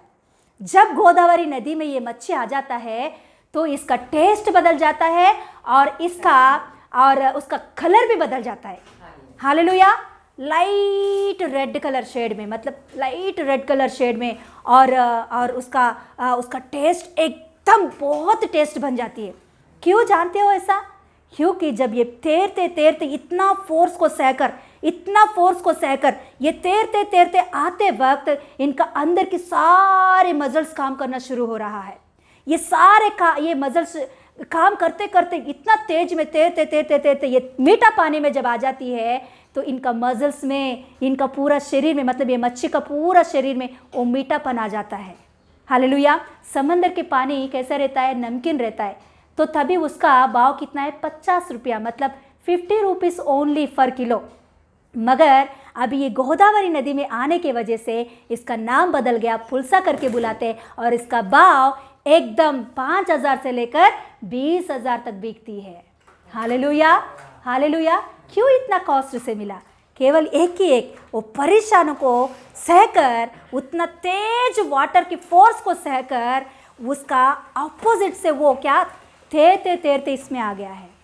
Hallelujah, hallelujah. सच में उसमें ऑलरेडी जो मच्छी होता है ना, वो समुद्र में मिल जाता है जाके, मगर ये मच्छी समंदर से पीछे आ रहा है, समंदर से इस अच्छा पानी में आने लगा है। हालेलुया। आज दिन कोई कैसे भी रहने दो, मगर हम हमारे विश्वास को थामने के लिए कितना परेशान भी उठाना पड़ा तो उठाएंगे, तो उसके वजह से जो प्रतिफल मिलती है, उसके वजह से जो मजदूरी मिलती है, वो कितना अच्छा है, हम लोग काउंट नहीं कर सकते हैं। अनकाउंटेबल, मतलब हम काउंट नहीं कर सकते हैं। प्रभु के उपस्थिति में रहकर, प्रभु के उपस्थिति में हम जो कुछ भी सीख रहे हैं, उसका परीक्षा, उनकी परखने की जो कुछ भी अवस्था में, हम सहने की, धीरज धरने की अवस्था में होकर हम लोग आगे बढ़ते जा रहे हैं, तो हमारे वैल्यू एकदम प्रभु यीशु मसीह बढ़ा देगा एक दिन। कुछ ही दिन ये समस्या, कुछ ही दिन ये परेशान, मत डर। क्या बोल रहा है प्रभु? मत डर, कुछ ही दिन रहेगा, मगर सहने वाला तू है तो मैं जीवन का मुकुट तुझे दूंगा, इस धरती पर भी तुझे आशीष दूंगा, और हालेलुया मेरे राज्य में भी तुझे जीवन का मुकुट दूंगा। लास्ट पढ़ के हम लोग क्लोज करेंगे, निकालेंगे प्रकाशित वाक्य 11 वचन 2:11। जिसके कान हो वह सुन ले कि आत्मा कलीसियाओं से क्या कहता है। जो जय पाए उसको दूसरी मृत्यु से हानि नहीं पहुंचेगा। मेन बात यह है, स्मुरना कलीसिया से प्रभु कह रहा है, जो जय पाएगा, जो इस परेशानों के बीच में अपने विश्वास को थाम के रहेगा, जो अपने आत्मिक जीवन को क्वालिटी से बनाता है, उनको परखते वक्त वो सहने वाला है, तो वो क्या होगा? हाँ, इस धरती पर तो मृत्यु आएगा, मगर दूसरा मृत्यु उनके ऊपर हमला नहीं कर पाएगा।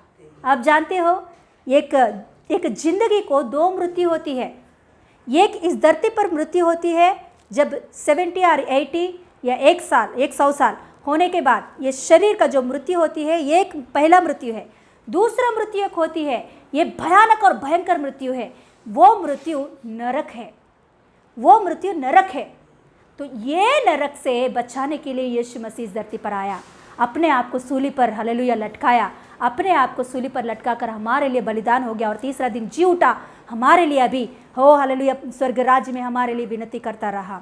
हालेलुया, वो यीशु मसीह कह रहा है, जो कोई भी मुझे स्वीकार करके और मेरे साथ रह के क्लेश को उठा रहे, दुख को सह रहा है, तो हालेलुया उन लोगों के ऊपर हालेलुया वो जय पाएंगे। तो ऐसे परेशानों के बीच में भी, परखते वक्त भी वो लोग जय पाएंगे, तो उनके ऊपर दूसरा मृत्यु की हालेलुया क्या नहीं होगा? दूसरा मृत्यु से हानि नहीं होगा। दूसरा मृत्यु से हानि नहीं, मतलब उनके ऊपर दूसरा मृत्यु नहीं आएगा। मगर जो जय नहीं पाएगा, जो परेशानों को, क्लेशों को देखकर डर के भाग जाएगा, उस परेशानों के क्लेशों के बीच में अपने धीरज को खो जाएगा, अपने खराबपन को खो जाएगा, तो उसे दूसरा मृत्यु को सहना पड़ता है, हानि को उठाना पड़ता है। हालेलुया। इसीलिए प्रभु यीशु मसीह आज दिन एक बात स्मुरना के कलीसिया के द्वारा हमें एक बात सिखा रहा है। परेशान तो आते रहता है, आता है, हालेलुया, कैसे भी परेशान हो, मगर उसके बीच में हमारे विश्वास को हम लोग थामे रहे, हमारे विश्वास को पकड़े रहे, तो ये इसके वजह से हम जय पाएंगे और दूसरा मृत्यु हमारे ऊपर हमला नहीं कर सकता, और प्रभु यीशु मसीह का जीवन का मुकुट हम पा सकेंगे, और यीशु मसीह हमारे साथ साथ चलकर हमें चलाता रहेगा। Yes, hallelujah. प्रभु का महिमा मिले, और खड़े हो जाएंगे, हम प्रार्थना करेंगे। Yes, hallelujah. Thank you Lord. Hallelujah, hallelujah, hallelujah, hallelujah, hallelujah. Yes, hallelujah. एक छोटा सा पत्थर आग में जलने के वजह से, आग को सहने के वजह से, आग के बीच में जलने के वजह से, आग से कुछ चीज़ों को वो पाकर अपने स्वरूप को बदल देती है। उसे कहते हैं हम डायमंड, हीरा। उसका भाव कितना बड़ा होता है, कितना बहुमूल्य पत्थर करके लिखी हुई है बाइबल में। तो आज दिन जो कुछ भी क्लेश या परेशान समस्या हमारे ऊपर आ रहा है, वो किस रीति से भी हो, किसके द्वारा भी हो, वो कुछ भी हो, हम सह नहीं सकेंगे तो उसके बीच में हम सहने की मन नहीं है तो डायमंड के जैसा हम नहीं बन पाएंगे। कोयला के जैसे हमें निकालना पड़ता है, उसका वैल्यू नहीं है कोयला।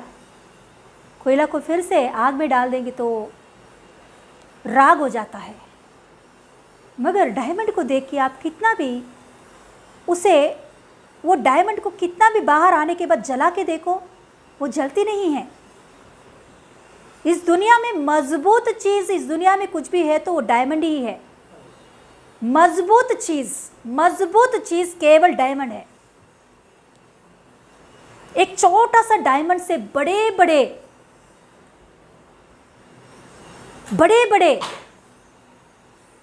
मजबूत चीज़ों को भी तोड़ते हैं। उतना मजबूत है डायमंड।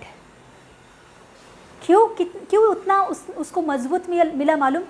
क्योंकि आग के बीच में उसे बहुत सहना पड़ा। वो सहली है, उसके वजह से वो मजबूत बन गई है। आज इन परेशानियों के बीच में से हम भाग जाएंगे प्रभु यीशु मसीह के हाथ को छोड़कर। प्रभु यीशु मसीह कह रहा है, मैं जानता हूं तुम्हारे दुख, क्लेश, दरिद्रता, इसके बीच में मगर मैं आपके साथ हूं। मैं प्रथम और अंतिम हूं, मैं मर गया और जीवित हो गया, मैं आपके साथ हूं। इस क्लेश के बीच में मैंने आपको छोड़ा नहीं।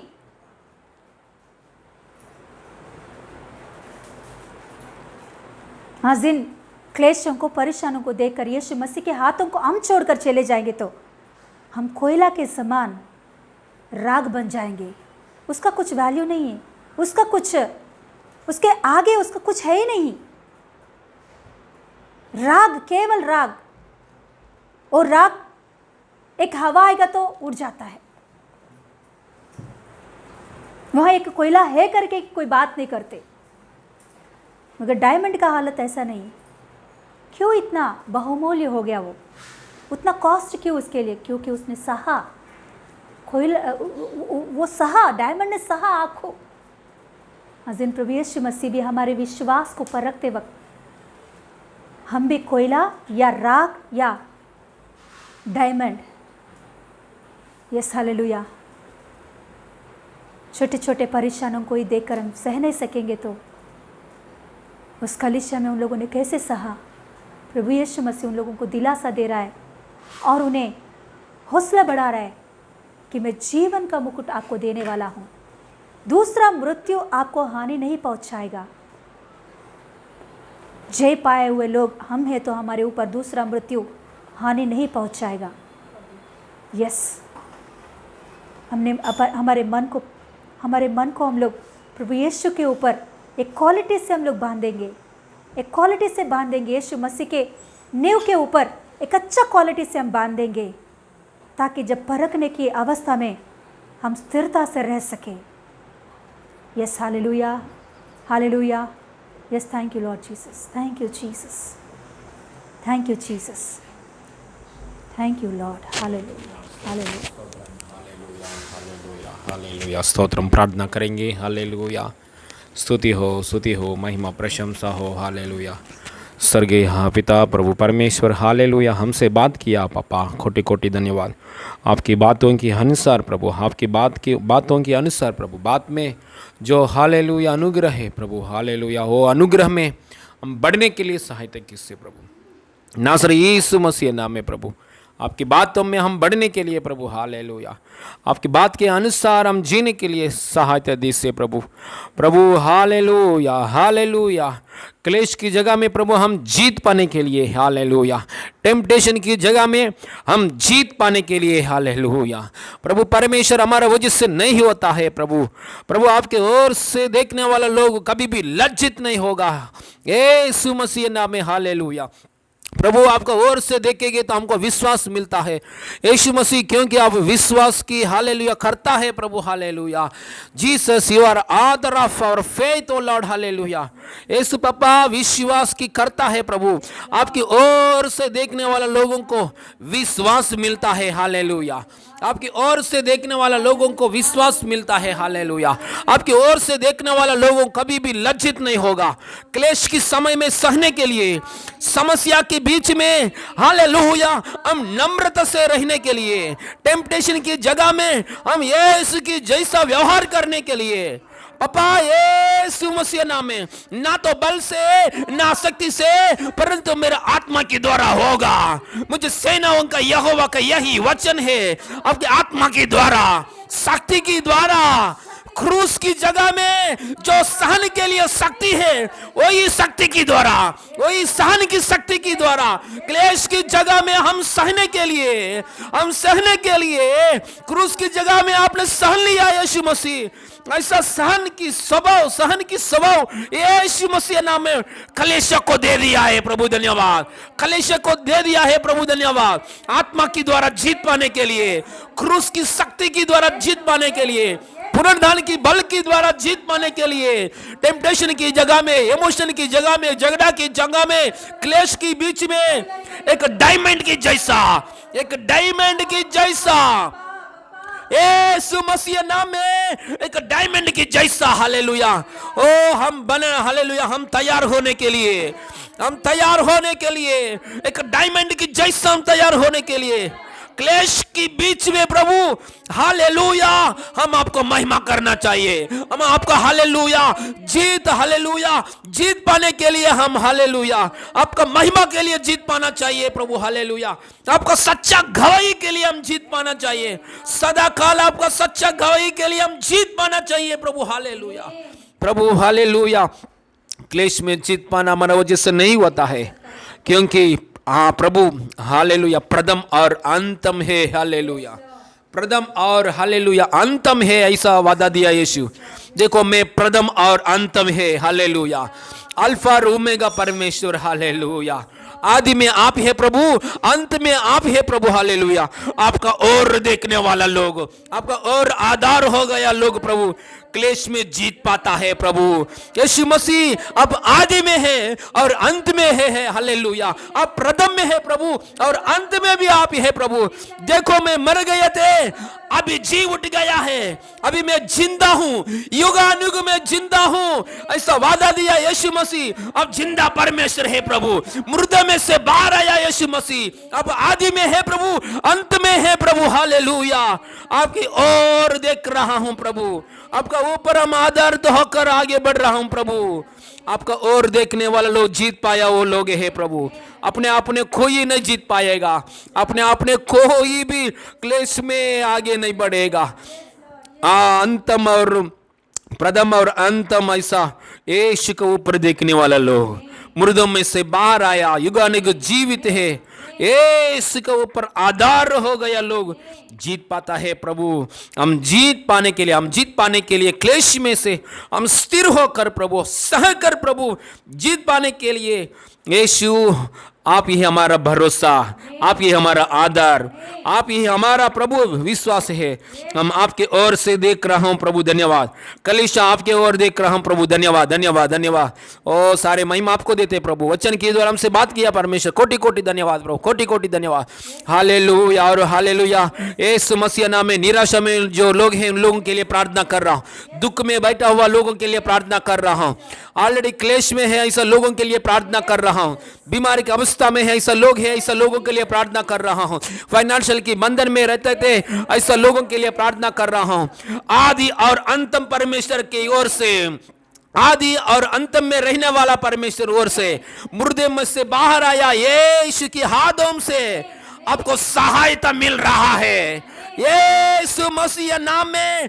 हालेलुया मुर्दों में से बाहर आया परमेश्वर यीशु मसीह से, स्वर्गीय पिता और यीशु मसीह से आपका सहायता आ रहा है। आपका बीमारी का परिस्थिति चंगा हो जाए यीशु मसीह नाम में।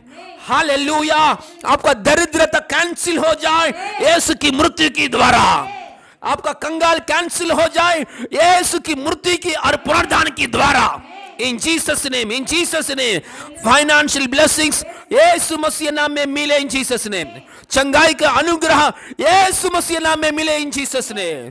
प्रॉब्लम्स की समय जगह में हालेलुया सहनशीलता का साथ धीरज धरकर जीने के लिए यीशु मसीह की द्वारा आपको सहायता मिल रहा है, सहायता मिल रहा है। आई ब्लेस कलेशिया members in Jesus name. I bless believers in Jesus name.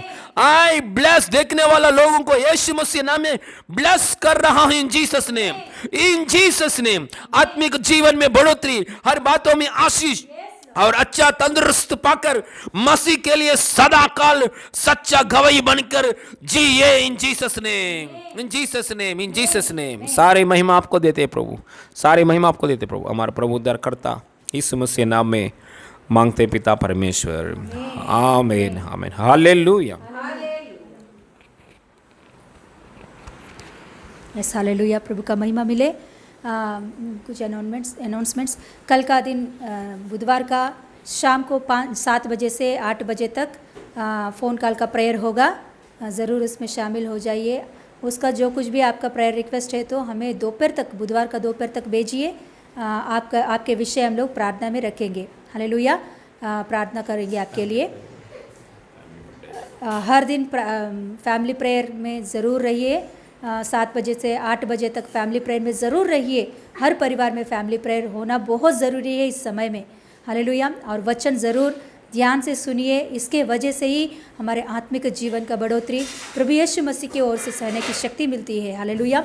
और गवाही, हाँ, आपका कुछ गवाही हो तो आप रिकॉर्डिंग करके आप हमको भेज सकते हैं। जैसे पास्टर जी ने गए टाइम बताया है, वीडियो निकाल कर ब्लूटूथ नहीं, ईयरफोन्स है तो आपके पास वो ईयरफोन्स नज़दीक रख कर बात कीजिए, बहुत अच्छा से क्लैरिटी से आएगा। ज़रूर ऐसा भेजिए। आपका गवाही हम लोग रविवार की उसमें आपका गवाही के लिए बताएंगे, हम लोग उसमें डालेंगे, हम रविवार की आराधना में डालेंगे। ज़रूर ऐसा आप भेज सकते हैं। और जो यूट्यूब के द्वारा ये वचन आपको हर दिन सुबह और शाम को छोटे छोटे क्लिप्स आपको भेजी जा रही है। सुबह का एक छोटा सा वचन और शाम को प्रेयर का। जो इस परेशानियों के बीच में तकलीफ़ उठा रहे उन लोगों को प्रार्थना का भेजिए, आप शेयर कीजिए उन लोगों को। और जो छोटे छोटे वचन मिल रहा है वो भी आप दूसरों को शेयर कीजिए, ताकि परेशानियों में, दुख में जो लोग पड़े हैं उन लोगों को दिलासा मिलेगा, उन लोगों को एक आशा मिलेगा, उन लोगों को एक जवाब मिलेगा उस अवस्था में। इसीलिए ज़रूर ये शेयर कीजिए। इसके वजह से प्रभु का आशीष आपके ऊपर ज़रूर रहेगा यीशु के नाम से। God bless you. हालेलुया। स्वर्गीय पिता, धन्यवाद प्रभु, सब बातों में सहायता किया प्रभु, कोटि कोटि धन्यवाद। अपने बेटे को इस्तेमाल किया, कोटि कोटि धन्यवाद पापा। बातों में प्रभु प्रार्थना स्थिर किया प्रभु, धन्यवाद यीशु मसीह नाम में, आमीन। हमारा प्रभु यीशु मसीह का अनुग्रह, पिता परमेश्वर का प्रेम, पवित्र आत्मा का सहभागिता अभी हमारे साथ हमेशा होती रहे, आमीन, आमीन, हालेलुया।